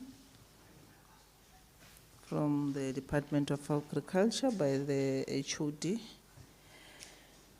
MEC, my concern here is the issue abattoir that I don't know, or looking into this thing of abattoir. Do you see abattoir operating? Because I think we've been lying to people for a long time. We have raised the hope of our people with the issue abattoir that is not happening. There is story after story with the issue of abattoir. So I don't know what is the plan going forward if this thing it continues, because it has been too long that the abattoir was not operating. So, Honorable MEC, on the budget speech, it was mentioned a task team that will be held by the HOD of LIDET with bi-weekly reporting. I'm not sure if you have ever received a report that maybe you can be able to share with the committee. And also to check with you with the status of the Sipitsi boiler farm, if it's still operating, because seemingly a lot of things are just dying. And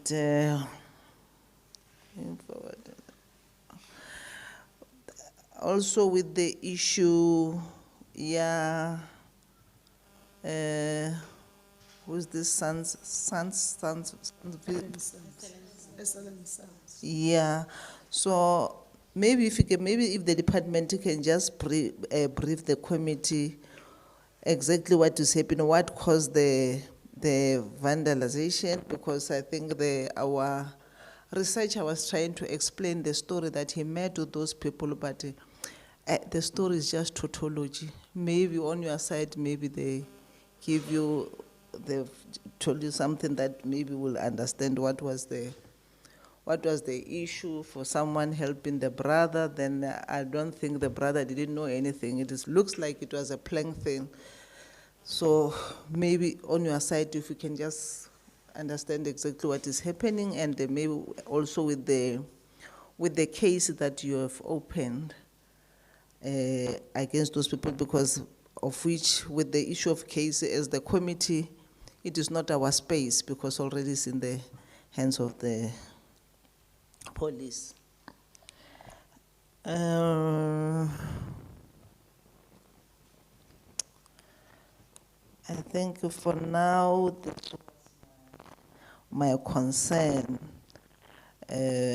with the issue, and maybe the progress of the Mashashane also.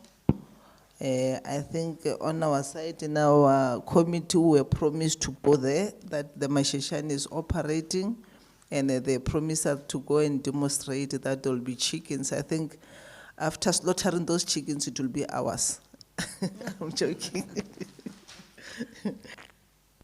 I think for now this is what I have, but this is the most important thing. The issue of abattoir is just too much, because the Premier is talking about it, everyone is talking about it, but nothing is happening. I think we need to have a plan going forward what to do with the issue of abattoir. And also we wanted to know how much have we lost at the department with that abattoir. And are we still going to continue losing if we are losing the money with that abattoir? So what is the plan going forward? Thank you very much. Thank you, Chairperson. Let me start by my comments, focus my comments on the presentation by Auditor General. We had AG this morning, and few things that I have noted, it's that the audit outcome, it's still stagnant, but at least there is hope, because there was an improvement on the financial statements, no material findings, which is highly appreciated. But as for the audit of performance information, that's where we still have a problem. And with program 3 qualified, material misstatements. And when I look at what the AG sees as a reason, that's where I get worried, because it says it's due to the lack of conscientious review and quality assurance by management. You know, that statement alone, it's not fine. Then it means if management can do this, we can actually have actual improvement from unqualified to clean audit. That is why I will implore the department to say, you need to pay special attention to the root causes as presented by AG. Root causes, as well as the issue of irregular expenditure. Yes, I want to acknowledge the improvement that has been made, but I think we need to work even harder in making sure that we do investigations and close them up and submit the request for condemnations where it's necessary. Because even the AG made a comment to say the investigations are not done in time. So those delays are really causing the department to be stagnant. I'm moving to quarter one. I will start with quarter one. The performance in quarter one, I just want to understand the overperformance or overperformance. Is it as a result of under-targeting, where we overperform? And also to understand if whenever we overperform, there is financial implications. Honorable Mkaba has already spoken about vandalism at SNL Sons Farm. But I will comment in this way to say, in a layman's understanding, since the project was still under the constructor, it was not yet handed over, isn't it? Was it our responsibility to open the case, or was it his responsibility to open the case? Whoever has vandalized the project, but also to encourage the department that what we are interested is not the reasons, because the reasons behind will make you to laugh and to start asking whether the people were really fine when they were doing whatever that they did. Because there is no such a reason that will cause such a serious property damage. But what I want to encourage the department is that we must just guard against ensuring that whatever approach that at the end it's taken when it comes to replacement, whether it will be in cash or it will be in implementing the project again, we should not get standard at the end of the day. Because a person can come and say, no, we don't know how the courts will finalize the matter, it's sub judice. But if it comes to a conclusion that says the person must replace, we don't want substandard. That one you must guard against, because the initial amount, the initial budget was from government, so we need to guard against that. The other one, other issues here, 50 and 10, we're really looking forward to see the department correct that mistargeting. Yeah. 50, where you were supposed to target 10, I think we'll just wait and see as and when you correct that, because if it remains like that, it's a problem. On the issue of NOJEX, I'm just asking myself, you will assist me to understand the tomato growers group. They've already found themselves an investor, isn't? But they are reluctant to receive the food steward machineries and whatever that is there. I just want to understand, is it not going to be somehow result in a loss for the department, or I don't know at the end what will be the picture there. But I'm just scared. I'm scared because the situation might not end well. If a person is reluctant and they are getting their own investors, what about our own money that we have already invested there? The issue of the Ingoni or Ngoni Kettle loans, I still remember even in the previous meeting, I said Even if this is a project that was supposed to run for a certain period, what we would have appreciated is to see the closure, clear closure. This is what and what. Today we are getting, the report is fine, that so much has been settled, and there are those that are not settled, reluctant to pay, but then what? What is it that we are going to do? Because the matter needs to be closed. We can't just allow people to do as they wish when they were told from the beginning what was supposed to happen. If it does not happen, it means we must think outside the box and find a way to close the case. On the issue of CPAs, I just want to comment to say our interest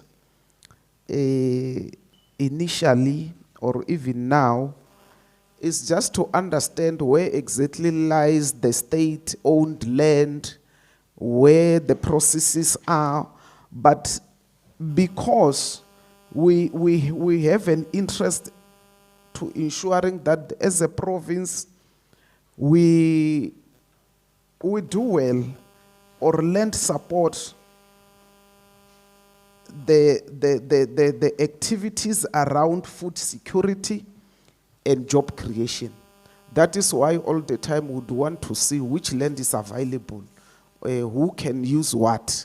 So I will appreciate if will be time and again updated as and when these cases are closed, and also we get a clear indication as to which ones are available for our communities. As I'm coming to the end, I want to compare the annual performance with Q1 performance in terms of those targets which we did not achieve. In the annual report, 2 indicators did not achieve. In Q1, it's 3.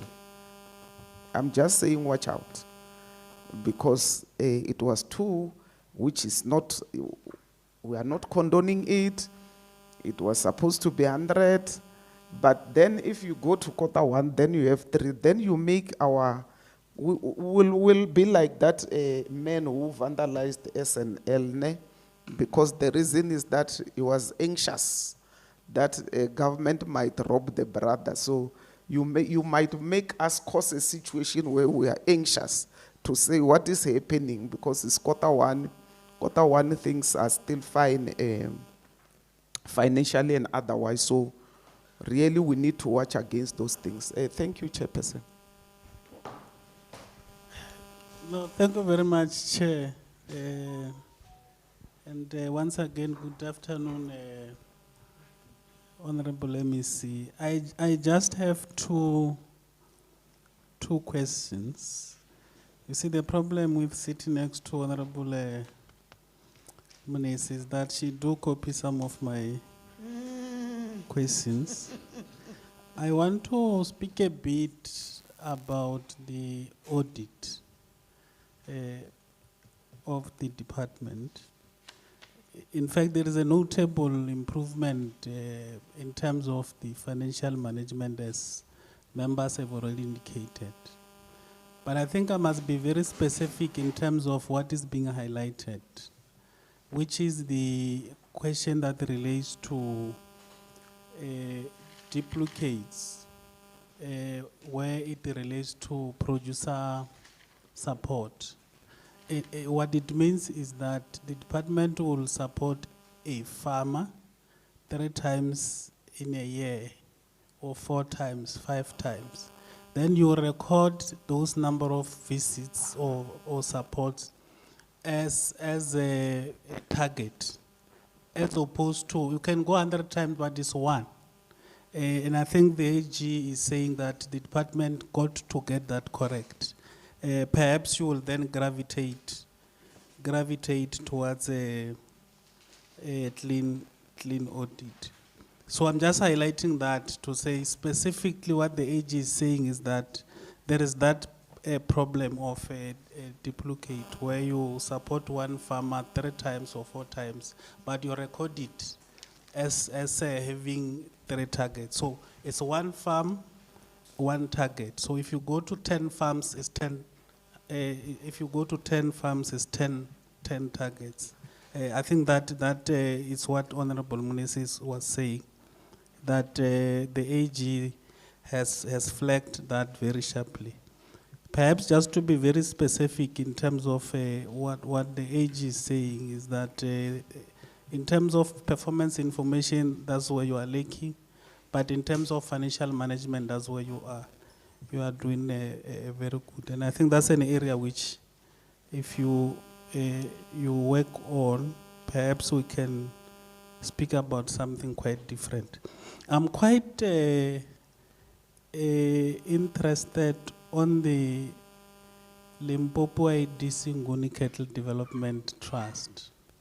I want to start there, and I will end by posing a question about what is the plan of the department, either to resuscitate the trust or find other ways of managing this project, because it is my considered view, Honorable MEC, that this is a very important program because it speaks to livestock improvement, where you loan farmers these Nguni cattle for 5 years, and then it will be able to expand their livestock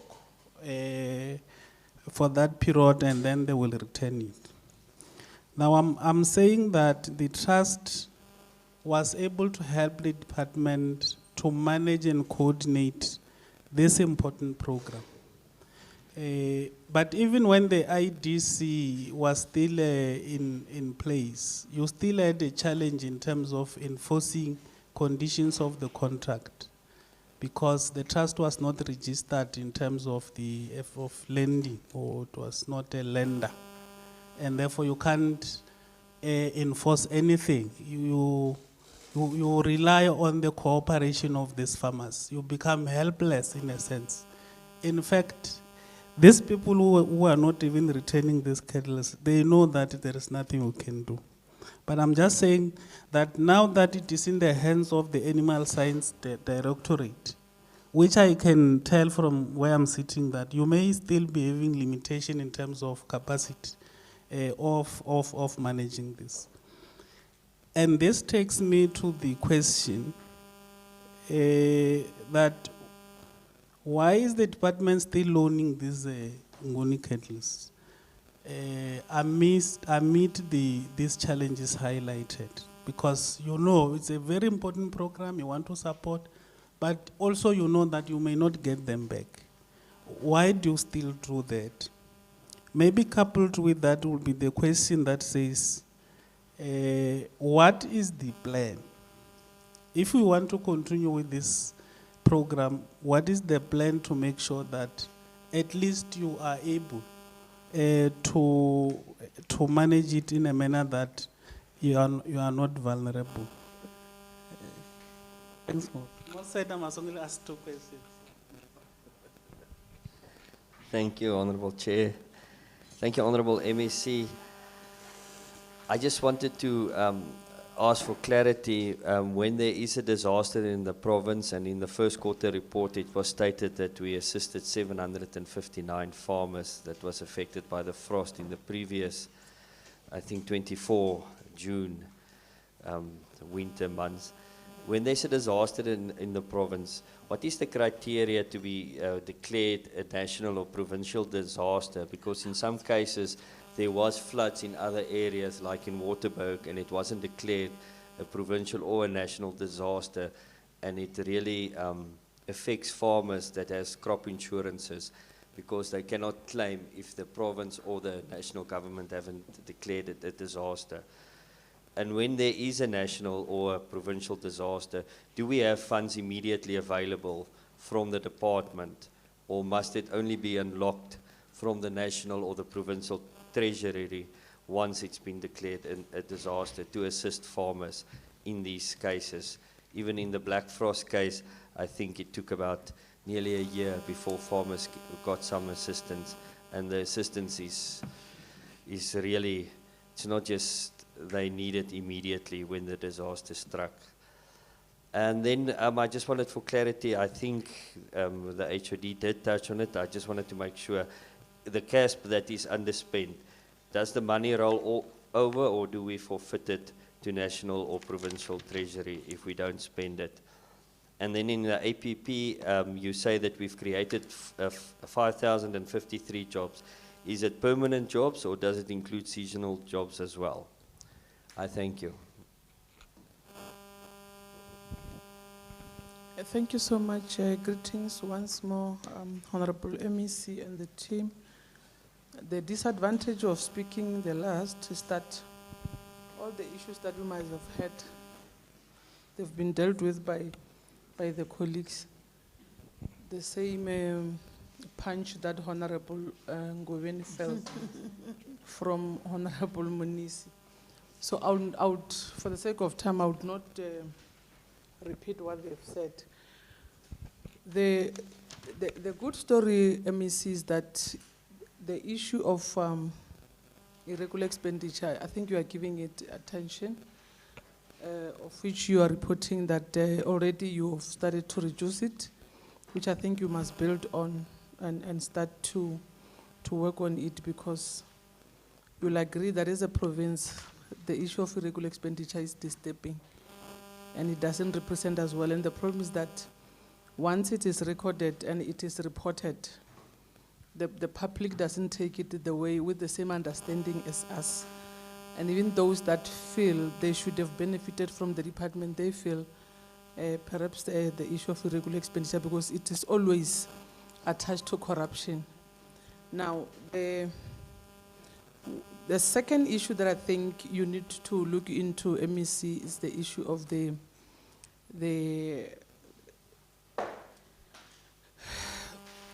targets vis-a-vis the performance targets vis-a-vis the budget. I think it's in the annual performance where one of the targets that was not reached was that of you call it what, agricultural products, which I want to believe it has got to do with marketing, assisting the farmers with marketing, if I understand.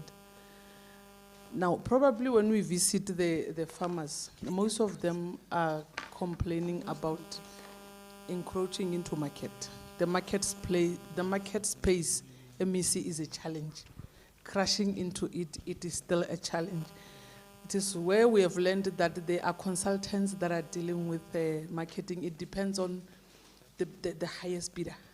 If you are able to pay, and it's then that your products can be marketed and you can come back with nothing. So most of them always, they become the victims of that. Now, Honorable Chair will tell you that as a committee, we are intending to visit Mpumalanga, precisely because Mpumalanga seems to have a story to tell in terms of agricultural products being ring-fenced within the province. How did they do it? But it's something that we'll learn when we go there, because now I think it's still the information that we got from one of the farmers, is that any service provider, MEC, which is, it should start from the EXCO level, that any service provider appointed by the department, a provincial department, that will need agricultural products must not go outside the province. And if they have to go to Osiami, is when they would say, we looked for within our farmers, we couldn't find it, and therefore the only option was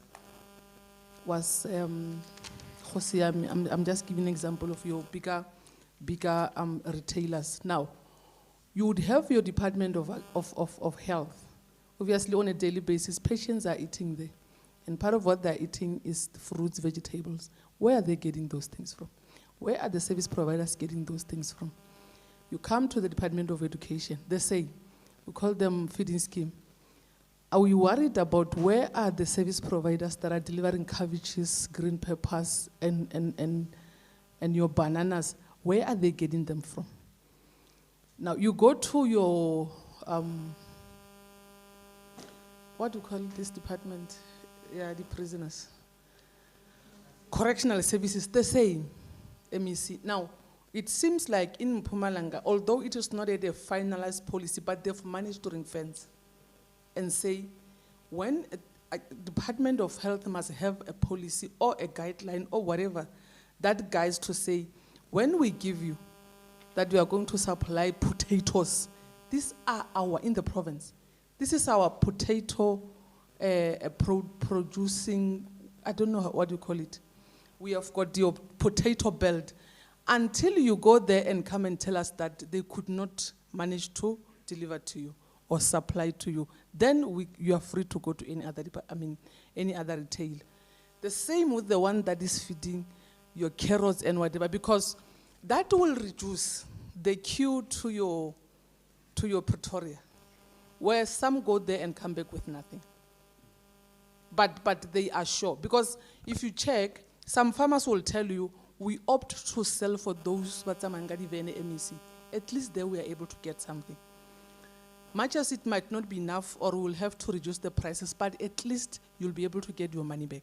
As compared to going to N1 when you come back, depend on how powerful is your consultant and how much you are paying. Where do you get that money to pay a consultant to market your product? It's not an easy thing. So we'll go there as a committee. We want to check how Mpumalanga did it. But the brief we got is that it is not yet a policy, but I think we can build from it. Especially as Limpopo, we are an agricultural province. I'm sure the same as in Mpumalanga. So surely we need to learn from Mpumalanga on how we do it. I think that will help in securing jobs for people, because it means those farmers will start to get something out of it, which will be an obligation from government to say, this is what we think needs to be done in order to support our farmers. How often do you park alongside the road and buy a cabbage from those women? All of you prefer to go to one of those and push a trolley and buy cabbage and buy those things. But if you park next to the road, buy 2 cabbages, because I usually say, if my mother can't feed it, I don't know what's happening with the cabbages in this province of late. The way they are so big, I don't know what's happening. They are big, Honorable Ngoven. Big cabbages. Even with the women that are in the street there in the villages, it's big cabbages. So all the time when you buy is that thing, I'm going to give this one to Honorable Ngoveni, he will share with this one and this one, share with but you would have bought at least 3 MEC from those women that are in the street. I don't believe in this theory of saying, but before I don't care, I'm not there, I don't see those things, I want a cabbage, I buy a cabbage and go and cook and eat. That remains with you, because until we do that, cabbage in 5 days, it becomes something else. The same with tomatoes. Then if you don't buy and support them, but we are saying, let's find a coordinated way of ensuring that what they produce in the province, Ridijamo, Honorable Chairperson, Adinamija Gauteng, all of them, they can't compare themselves with your bigger companies like your ZZ2. Those ones are established, their market is guaranteed. He knows that tomatoes that are going to wherever they're going, already the money has been paid, he is safe, unlike our people. So we think it's something that we might need to look into, because the market is still a challenge, a serious challenge. Honorable Mugaba is out, because I wanted to advise, and very generally chair to say, I agree she's the chairperson of the portfolio committee of LEADET. She must take a lead. I'll give an example. I'm chairing education. We are having issues with public works performance and its implementing agents. We will call a meeting between the two of us so that we sit like this. Education will say, we are complaining because we are returning 900 million back to treasury. I'm giving an example. And then the reason is because we gave our projects to public works and its agencies, still we don't see progress. And the two of us must come up with a way forward in ensuring that we don't lose money back to national treasury. It's the same with LEADET and agriculture. At some stage, you need to sit down and discuss the issue of the abattoir. So I was looking at her as she's bashing Grisham. She's bashing herself as she's outside. She's not realizing that actually the person who was supposed to be answering it, and unfortunately, I don't like crying in a wrong funeral in nature, but I think she needs to take a lead together with the chairperson of agriculture in saying how do we salvage this project and make sure. Now, for interest's sake, There is this building there at Dosengam Patlele.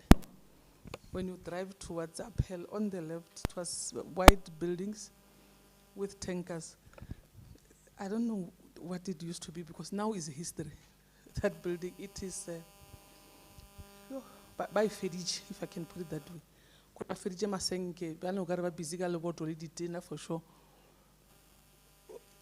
Chair, I'm not sure. Maybe the department will help us. Does that building belong to you or it belongs to Lidet? So all the time we drive that side with Honorable Maringa, we are saying, these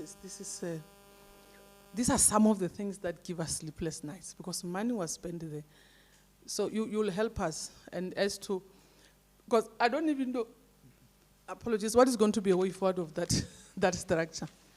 But I think we'll hear from the department what is it. And if it's part of what we need to discuss with Lidet, you'll then help us in terms of way forward.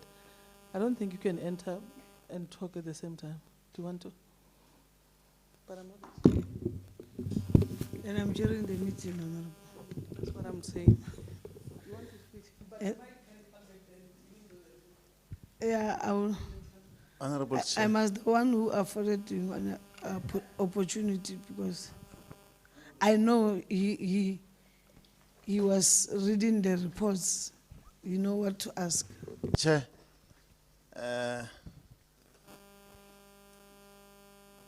unfortunately, if Honorable Nkakaran did not mention anything, I will not have reached out to a mic. The least I can do now is to apologize to honorable members who are sitting here and MEC and officials for my 1 hour, 2 hour disappearance. I'm in 2 steering committees, MEC, that are handling the issue of the mass funerals tomorrow. So there was certain pressure I needed to tip to the hospital to assist. That's why I left, but I'd already engaged the chairperson that at some point I might disappear. If we're not live, I was going to offer one advice, but I think I can still offer it. When we get a chance, we must try and visit Home Affairs and check if we are not declared deceased already while we are still alive. And I think it's one challenge we are sitting with now. One of the deceased people, I know it doesn't belong here, has been declared deceased in 2023 in Mpumalanga. So you can just imagine. So when you get a chance one day, please go and check if you are not married to me while you are still alive. Thank you very much, Chair. I'm not going to debate. Much as I've read the report, when the department was presenting, I was not here, so I'm going to respect the procedures or the processes of meetings. Thank you.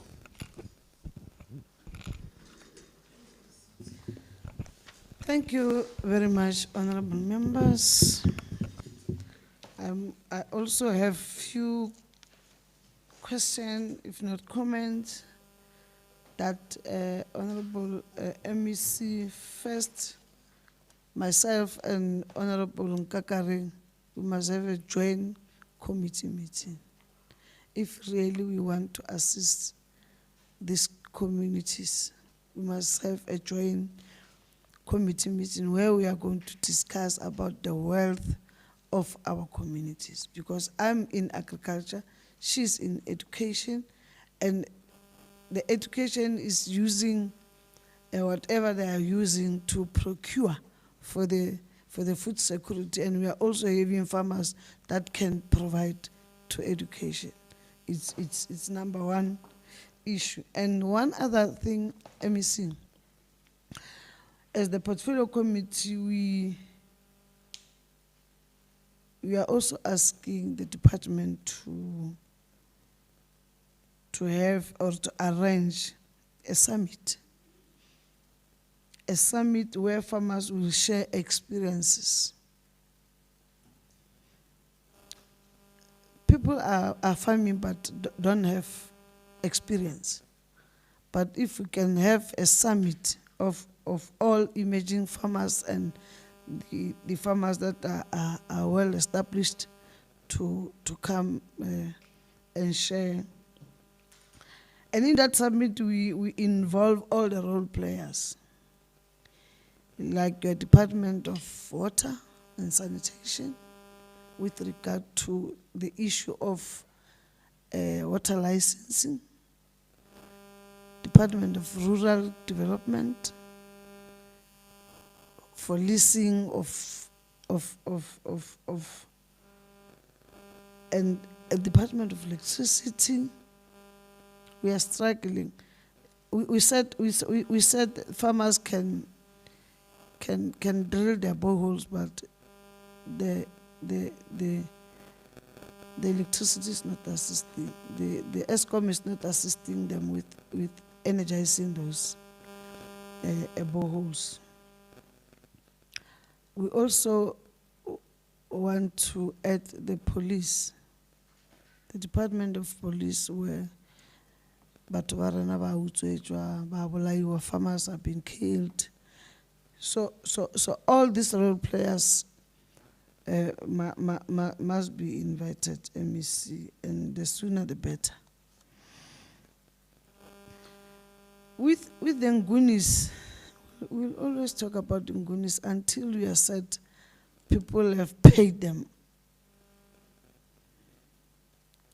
So we must make sure that we recover. I agree, if we feel alone as our party, you recover. And right, it's pity we want to recover Nguni, because there are somebody else somewhere waiting to loan those Ngunis, and they are not coming. And we are not doing anything. If it needs to arrest, let's arrest. Or let's go and take them with police. They're owing us. We must get them.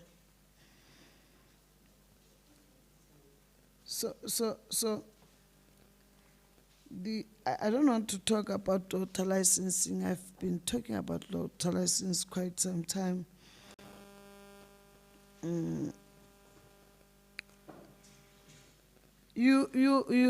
Mister, you were raising Zebetiela as a good example of stabilizing a conflict with regard to CPAs.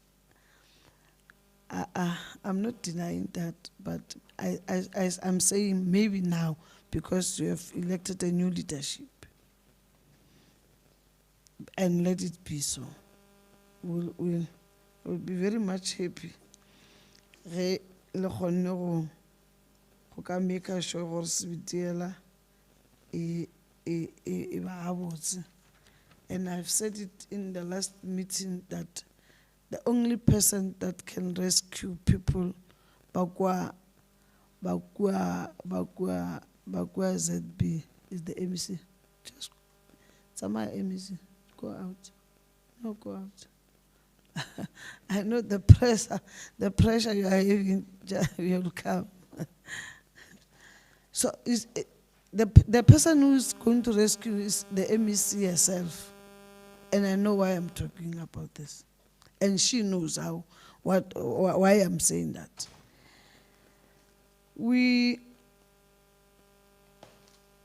There are, in terms of the infrastructure, HOD, I just want to know what are the specific corrective measures that you are going to implement to address the performance. Your infrastructure. And Rebolechika excellent sons. Amar banar bocheng net bo dira gaeng po. Re bocheng net. Le a fetsa le dirile. What is it that you want to do? What is it that is going to happen? Because the person now is saying, no, leave my brother. He will make sure that he repay everything. And what is our take as the department? Because we can't afford to lose such a a huge amount of money on one person. Because re tla be re dikologa sebešo. There are people that are waiting for those services and ha ba e kry-e. Somebody asks for the services, re a mo fa, wa e vandalizer, or sa ntshwareng ke tla e lokisha. These people, they can afford, mos. They can afford to help themselves. We took money from government, they don't want that money. In fact, they don't qualify to get the support from us because they can do it. Whenever the support was the sustain with the money. That money, I look at that building guy, and it's very big money. It's too much. For one person to can assist others. But re na re mo fa tšhelete, ra ba ne le selo. So ra kgopela HOD, and in your presentation you never talk about it. We'll want you to talk about it today. Re expecting go excellent sons. We'll also want to go to visit the place because that was our money. We want to see the damage ourselves. We never got there. We went there while we are still building. When you wanted to assist the person with recovering his money due to flood, but the portfolio committee agrees that we want to see our money. That's our money, and we must follow it up until the person are facile in Sarona. So, yeah, no, that's what I wanted to talk to you.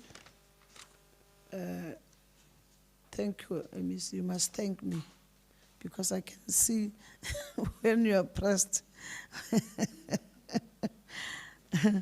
Thank you very much, and over to you, MEC. The honorable members, thank you very much for your questions, and I think MEC and your team will be able to respond to honorable members. Over to you.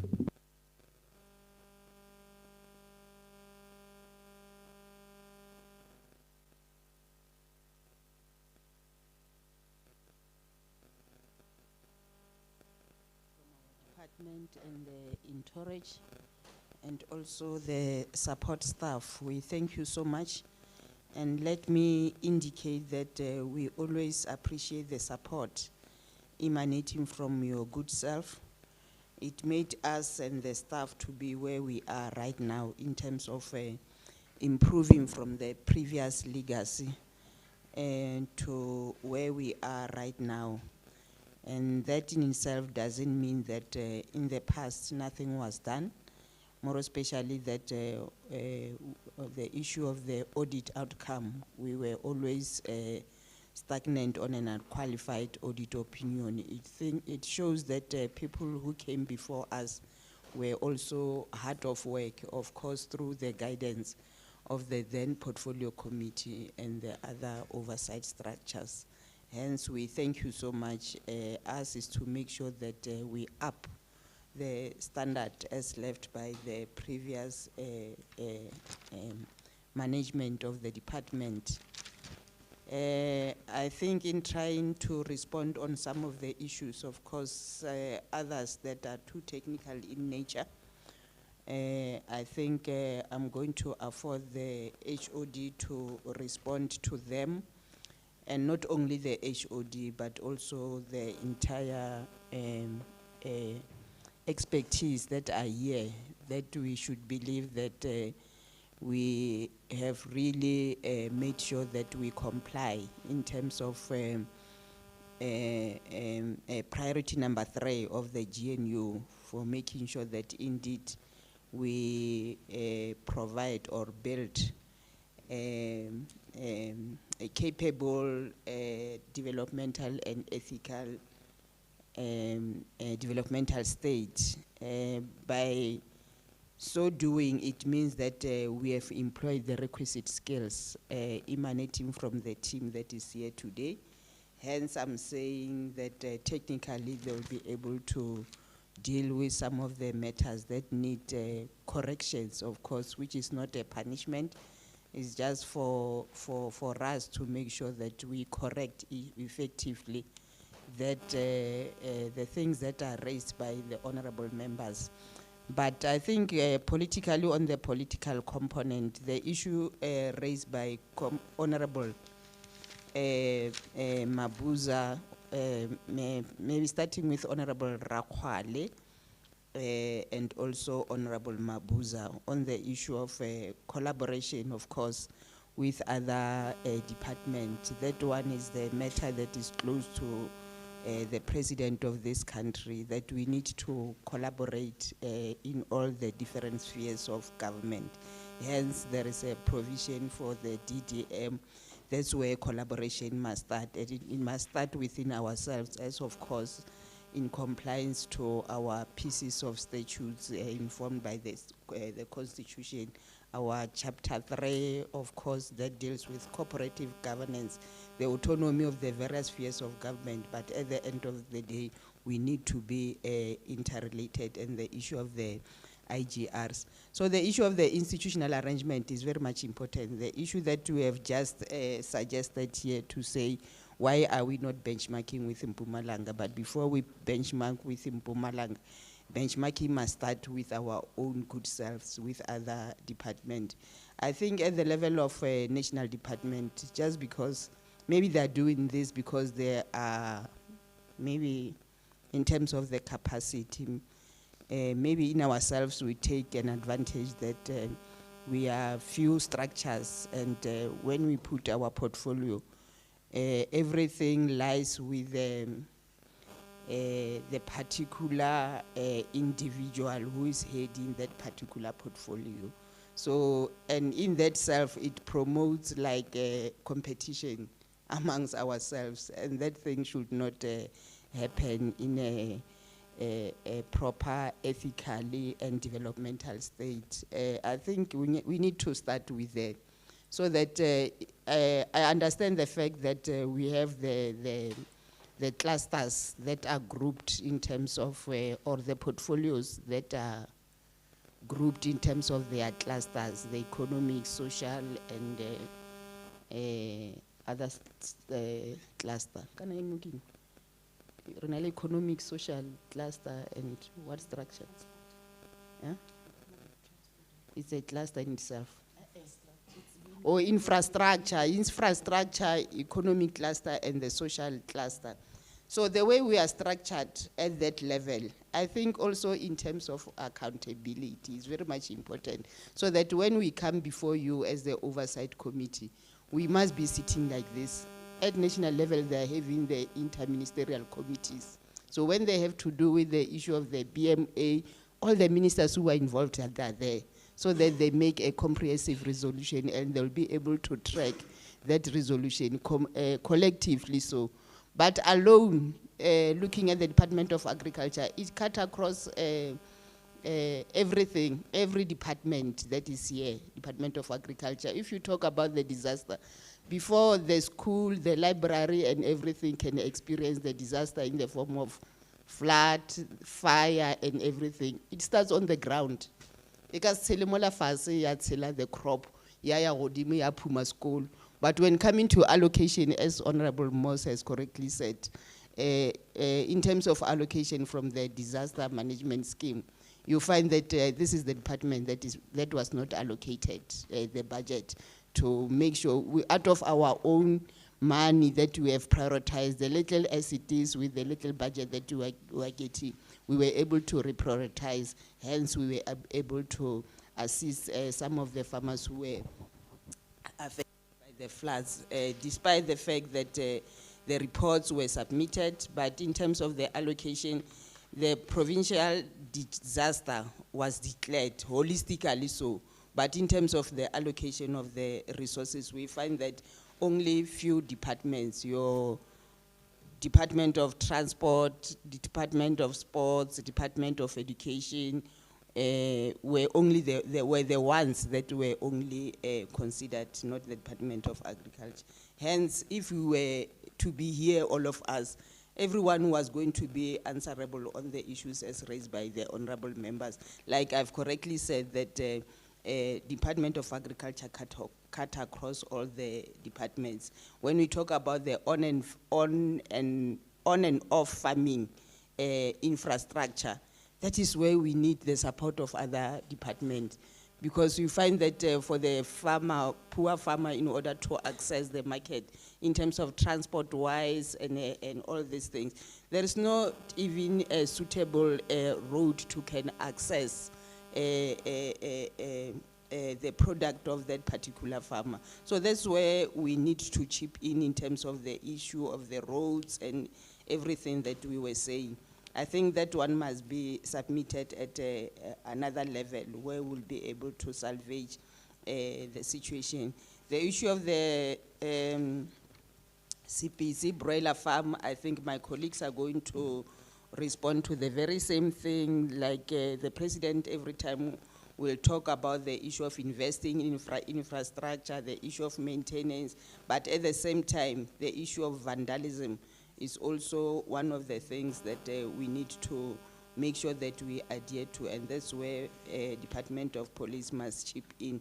But suffice to indicate that the very same structure, there was a problem, of course, in terms of maintaining the sustainability of the structure whilst it was still at the hands of a leader. It started with agriculture and there was a migration to leader, starting with LIMDEF and to leader now currently. And when things were no longer okay, because of the poor services that those people and the support, the poor support that the farmers were experiencing, they ended up making an arrangement with Bush Value. At the end of the day, those people were just ordinary farmers, laymen, and they don't have sufficient information. They went to Bush Value, they sign an agreement. When they ask the particular person to say, can we please go home so that we consult with other people? Then he said to them, it's you who approached me to say you need an assistant. Do you want assistance or do you don't want assistance? So those farmers ended up signing everything. At the end of the day, they were not benefiting at all in terms of whatever the profit. When they have to get all their dividends, they were called to say, I paid electricity, I did this, and you signed. That is the problem with our ordinary disadvantaged farmers. So when it was hot during that period, it was then that leader transferred the project back to the Department of Agriculture. And by right, it should be sitting with leader. When it was transferred to the Department of Agriculture, we made sure that indeed there is a conditional assessment that is done to that particular project. When we were completed to do the conditional assessment with the aim to refurbish the structure, that's where we have met with all these unfortunate things that the structure collapsed. But my colleagues will take it further from that. I think the issue of access to the market, I cannot overemphasize that. That one, you have said it correctly, that we need to make sure, but at the same time, the Department of Agriculture, through our officials, must make sure that there is a database for all the farmers, for various cultivars, be it the animal production or the crop production. They must make sure that there is a database so that you are able to provide them with the information to say these are the farmers who are producing cabbage, spinach, and the like, so that the farmers themselves should be able to make a cooperative of some sort through their aggregators, of course, so that whatever the market is needed by those departments will always be available depending on the magnitude of the the production or the products that they demand from them. We thank you so much. I think we'll look into the very submit. And then on the issue of other things, I've already alluded to our issue of irregular expenditure to say we understand the issue of the consequence management, even though due to the condonation by the treasurer, we are now starting to realize a lesser irregular expenditure. That doesn't mean that it was just a water under the bridge. All the people who were affected underwent through the process of consequences management. Some of them were suspended. Yeah, there was a consequence management that was effected, and there is a MOV for that for us to prove to that we are talking about. Yeah, the issue of misalignment, I think our officials should be able to respond to that. With other issues, I think I was able, the issue of NOJEX, I think the officials should be able to respond to that.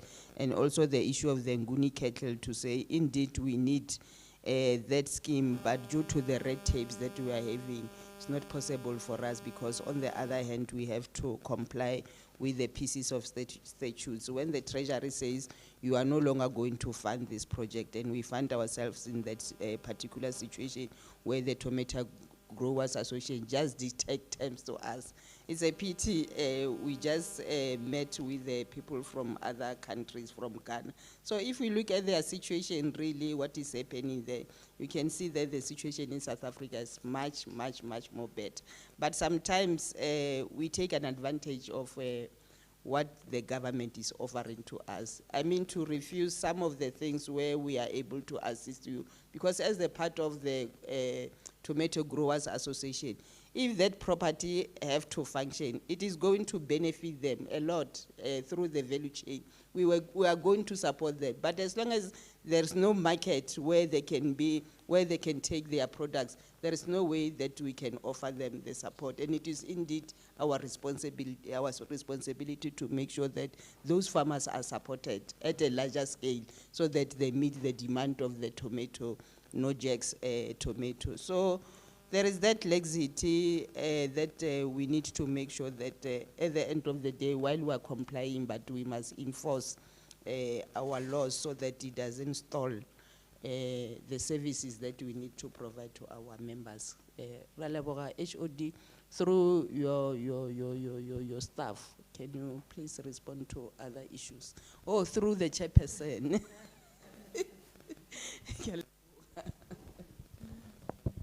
Thank you very much, Honorable MEC. Honorable Chairperson and members, will I be wrong to say that Honorable MEC has dealt with all the questions that were raised?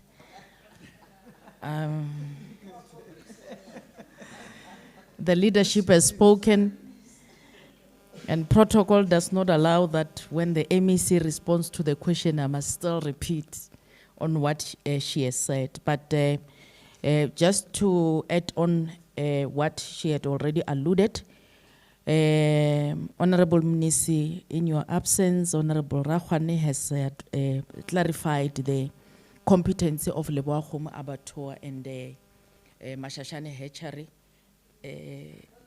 Oh, sorry, Honorable Mugaba, sorry, my apology. That is the competency of LIDET to make sure that the Leboa Home Abattoir is operationalized and as to its intended purpose. We are in the value chain in terms of supporting, in terms of the supply of the chickens. Hence, we are refurbishing the broiler houses that I have already mentioned in terms of making sure that they meet the standard of environmental controlled houses. So in terms of the effectiveness of its functionality, we may not be able to accurately respond on the challenges that the Montana is experiencing. On SL and Sons, Honorable Chairperson, I wish I so much wish that as a department we could have an answer in terms of what has happened. Why the poultry house was maliciously damaged by the family member of the beneficiary. It is such an unfortunate situation that even ourselves, we don't know. It's very much heartbreaking that we are in this kind of a situation. We don't know. However, Honorable Munisi, we have got a role to play when situation of this happened, wherein there is a malicious damage of the poultry house, wherein we have incurred the state money. This is how this tragedy should be handled. We must handle it legally and administratively. Legally, the department must account in terms of the state money. We are the employer, the state property. We have opened a case, a criminal case, because the money that has been injected in that project, it is the departmental money. The contractor as well must open the case against the perpetrator, because the department has appointed the contractor to implement the departmental project. So both of us, we have to take into account of the money that was actually thrown into whatever. So both of us, we should take the matter criminally, and the department should also evoke the administrative processes to salvage the situation, which we did. As a department, we had instructed the contractor to repair the poultry house because it was still under his custody. This is what transpired. Today, you could see, Honorable Chairperson, we came in numbers. We've got our legal team at the back. Advocate Mokhwanyane can still talk to that in terms of us being able to understand the situation at our disposal. Member Shamaiti will speak to the audit outcome. And the other question was on the budget that we had underspent in the previous financial year. Where does it go if we don't get an approval of the rollover, of which under the circumstances we had had an approval of 50 million, and the remaining budget, if it is equitable share, then it will go to provincial treasury. Conditional grant, obviously, it will go to national treasury. MEC has already spoken to NOJAX in terms of the challenges that we are having with the beneficiaries of NOJAX, the Tomato Growers Association. We are engaging them with the hope that at the end will break through. Obviously, as a department, we are not going to incur any additional funds to resuscitate or operationalize the processing plant. However, we are having several meetings with them so that they should understand that we don't want to incur unnecessary fruitless expenditure. Moreover, because they had already, they are already having a strategic investor, so they can still have a shareholding agreement, enter into a shareholding agreement. We appreciate your valuable inputs, honorable members, Honorable Rakwali, on the leveraging of the other sector department as our strategic partners in terms of making sure that we make our farmers to access local market through our local procurement processes. It's very much imperative that we must just have to look at the model of Mpumalanga as well and adopt the best practices. That would actually enable the province to account their produce in the province for us to be able to contribute to the GDP of the province. Currently, we are not contributing much in terms of the gross domestic product. We are at 2.3% because our produce are being accounted in Gauteng and other provinces due to the lack of access to market.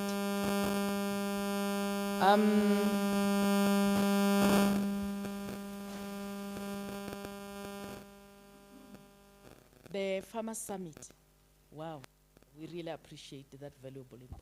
Really, definitely.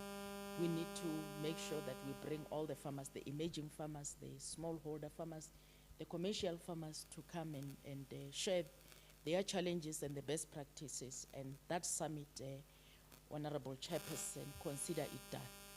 We are going to have it. We will bring all the stakeholders to participate in that summit. And our approach, as you were presenting, I was thinking that maybe we can even do it in terms of the clusters. We take the eastern cluster, which is Mopani and Vembe, western cluster, Capricorn, Skukuni and Waterberg, and put them in one room and have a robust, radical engagement in that fora. We will definitely make sure that we do that. I will then request colleagues to assist in responding on the Nguni Kettle. Honorable Minister, we appreciate that now you understand that this is not the sole responsibility of the department. You understand that the department and IDC and the University of Limpopo, they were in partnership in making sure that we reduce poverty in terms of loaning the kettles to our farmers. And unfortunately, we don't have a jurisdiction in terms of enforcing compliance, Honorable Minister. Unfortunately, the way this agreement was done, it does not have, in legal would say, what is it called? Oh, you're not listening, advocate.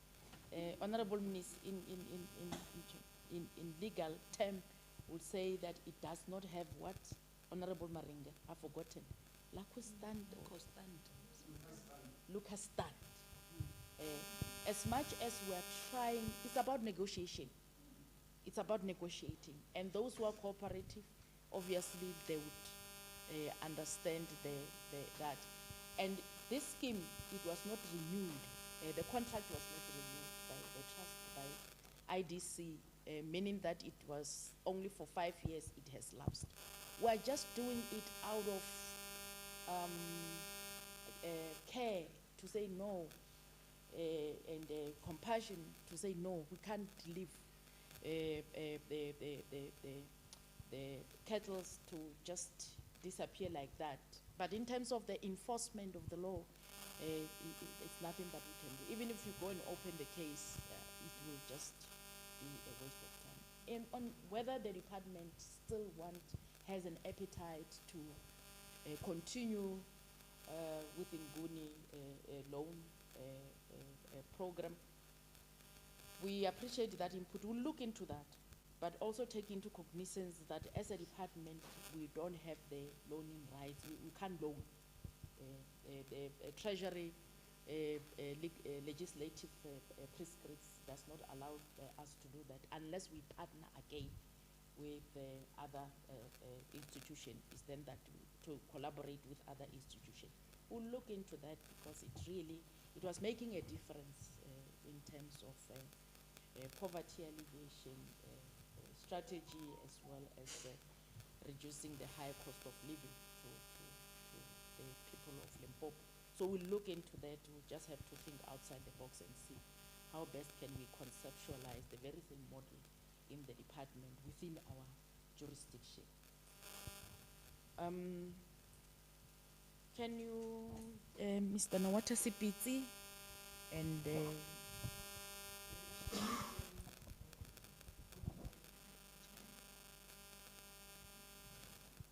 Thank you very much, HOD, and thank you very much, MEC, Honorable Chair. Sipitsi it's owned by a company now called Centennial Trading, which was established when the Dwalkop farmers were relocated to Sipitsi during the then ARDC, and that was an agreement between Lone Mill. It was Western Platinum by then, but now it's Lone Mill Platinum, which also relocated them and funded that project. So unfortunately, it's a company that was established. The farmers are inside, but now the ownership comes in, where now the farmers left the place because of the leases that they had with Kurons, who was the grower contract, who was the supplier. But then after they did not agree in terms of the lease, they left the buildings there. And the structure, they tried to guard themselves, but I think they were overpowered by not being functional, and then they went back. Yeah. So, but it does not belong to us. That Centennial Trading was a subsidiary of ARDC by then. So they established that company to try and run that project.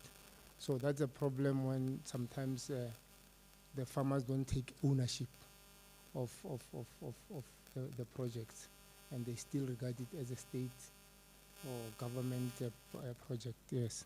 So the ownership is not with the department. It's with the farmers actually in that corporate kind of arrangement, and unfortunately they left that.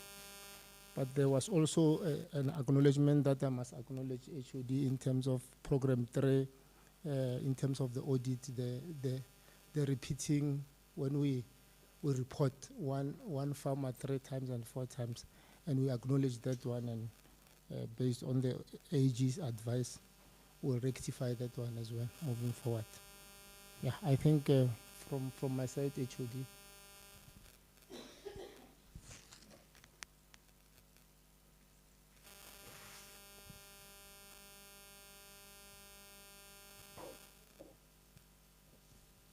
Okay.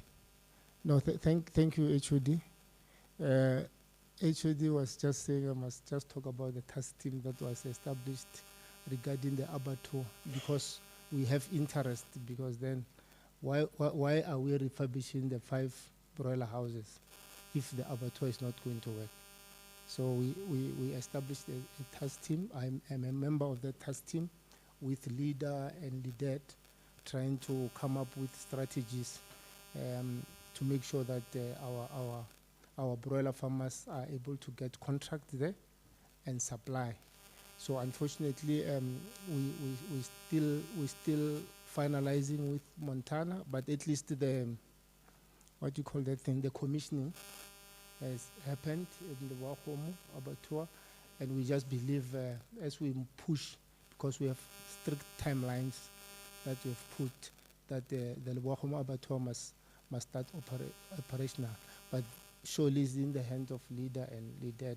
We are just an interested party to make sure that if it works, definitely our farmers have a contractual obligation to supply, and that will ease their challenge of, you can't market them at a pension, you can't market them at Kurons, which is northwest, and they travel more than 100 kilometers to there. It can't happen. So it will actually help us if the Wahomo abattoir become functional for our farmers.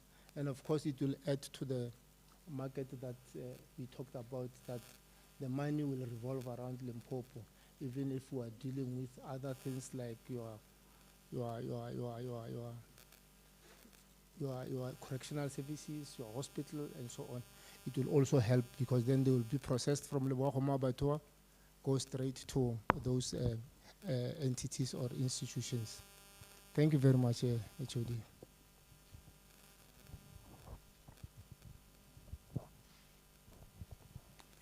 Thank you very much, HOD, MEC, and Chairperson.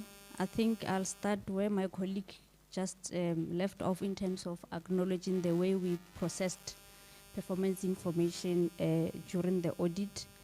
And indeed, what we did was the limitation, or that led us to a negative audit outcome. And we realized that the way we were recording performance had its own challenges. And from there, we have decided as a department that the control variable for reporting performance information in this current financial year will be the ID number. Whether we visit you once or 500 times should not be immaterial, as long as we have provided you with some kind of support during the financial year. So that will assist us in terms of dealing with the issues that we identified in the previous audit. In addition to that, also we are enhancing our systems by developing a standard operating procedures for all the performance indicators, so that we ensure that as an organization or as a department, anybody who needs to report or perform this function of supporting producers, they are performing it in a standardized manner.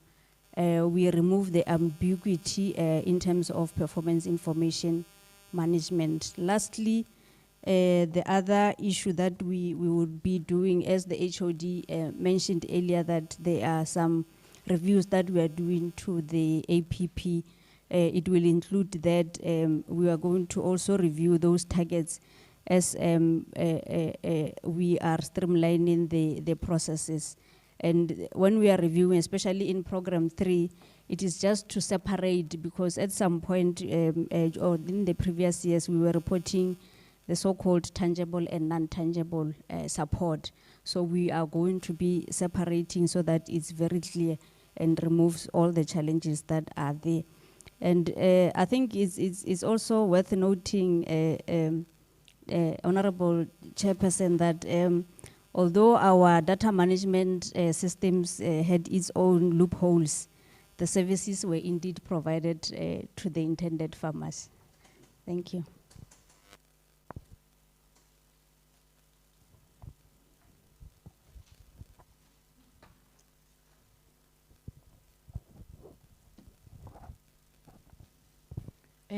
In addition to what Mema Shamaite had already alluded, I think it's important that at some point we must just have to be honest and transparent in terms of the issues at our disposal.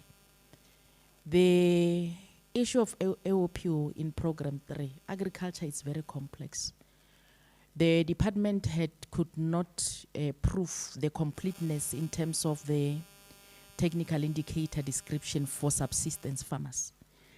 Honorable Chairperson, we are providing agricultural support in terms of tangible and intangible support. Intangible support, it's your extension services to the farmers. And you would agree with me that our subsistence farmers, they don't have records. Some of those are subsistence farmers, especially the household backyard farmers. They obviously, you don't expect them to have records because they are farming from hand to mouth, most of them. So in terms of the technical indicator description, one of the requirements for us to categorize our farmers as subsistence farmers, they must be able to provide a proof that they are not making an annual turnover of 50,000. More than 50,000. So imagine my grandmother at home who has got a 1 hectare plot, and you are saying this person must bring the proof that you are not the annual statement, financial statement, that I'm not making more than 50,000 or a profit for my produce. So it's very difficult for us, for the department, to prove that. And In terms of the technical indicator description, it simply says we should not provide support to those farmers because they do not have a record. So it's a challenge to us, as that is the national indicator. It's a transversal indicator. We can't even alter it to suit our environment. To say that most of our farmers, they are farming at the rural areas, and their farms is communal, and they are aged, so there are certain requirements that they cannot be able to meet. So this is the challenge that we are having. Hence, this had resulted in us, though we had overperformed, but because we cannot be able to prove in terms of the means of verification to meet the technical indicator description, therefore, the judgment was that it's a material misstatement. They can't prove our achievement. But in reality, you could even see the food security is now sitting at 93%. We are food secured. So we are working hard, very hard. We are hard at work. But unfortunately,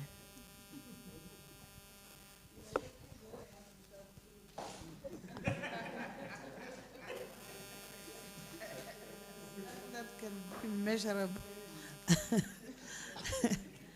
Okay, thank you very much, colleagues, for the responding. I think Honorable Minister, maybe when I'll follow up or something just came up from his mind or elevate something, and I'll give you that opportunity to raise it.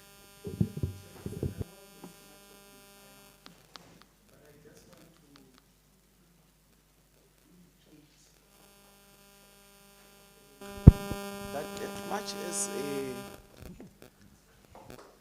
indicators that are controlled nationally, you cannot do anything as a province. You still have platforms. Chairperson has put it very simple.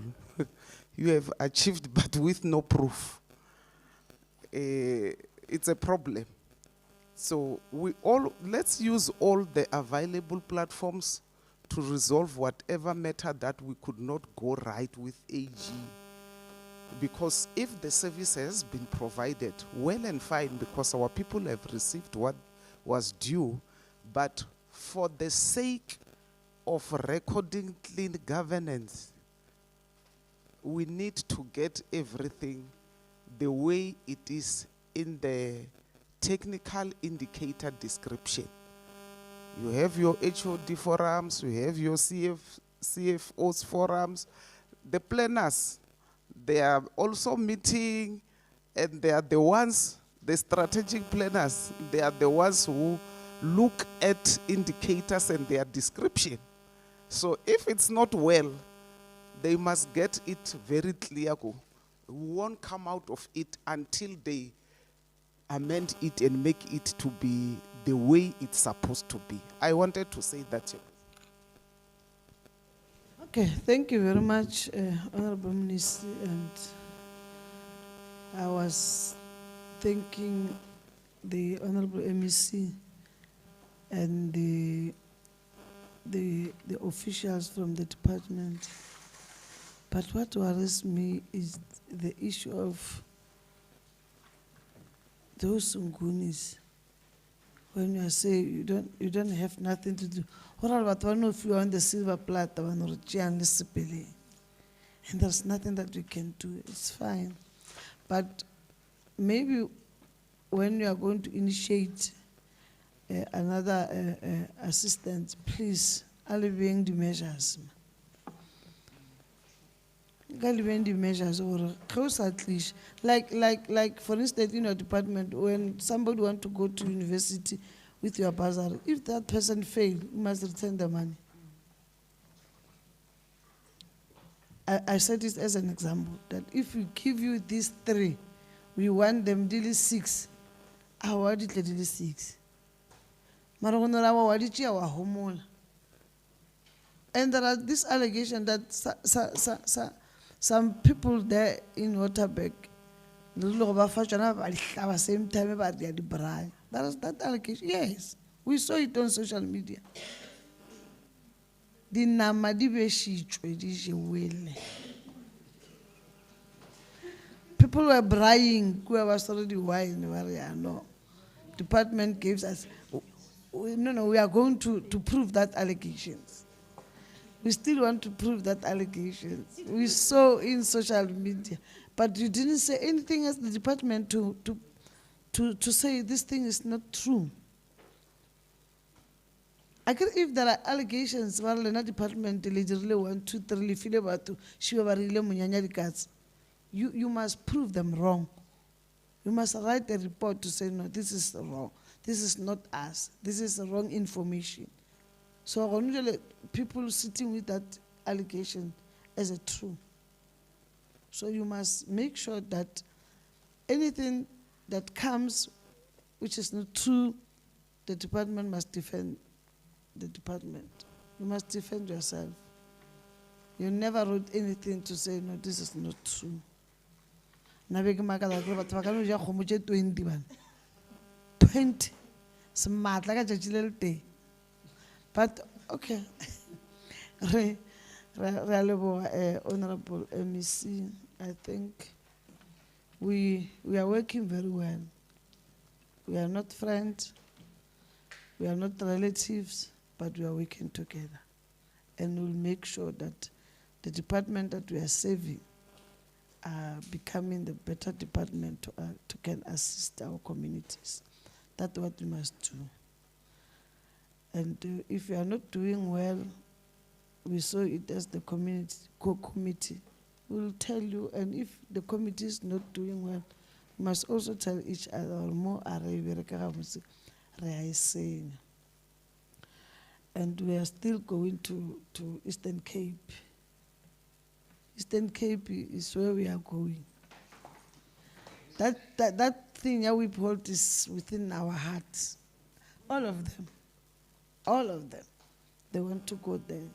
Unfortunately, our date was not corresponding, and we are still waiting for them to give us a date availability from them. And now we are available. The trip is approved. We are just waiting for the date. When we come back, Honorable MEC,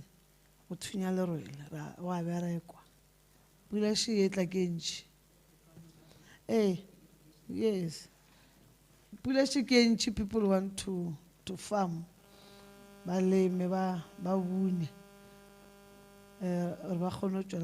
must utilize the whiphold to assist our people outside. And with the announcement, I don't know, food are ready outside, unlike in the morning. They came earlier. And do you still have announcement? Okay, over to you. Yeah, thank you very much. I think the announcement from our side is that we are calling upon, there is a proposal for farmer support that is already out until the end of October. So if we can make sure that we encourage all our farmers to make sure that they apply. Thank you. That comes the end of our meeting. Nice to be with you. See you next time. And I'm very happy. I'm going to sleep HOD because we share the same sentiment with the issue of summit. I'm going to sleep. After the summit, my political party can remove me where I am, and I will be fine. Thank you. Safe trip.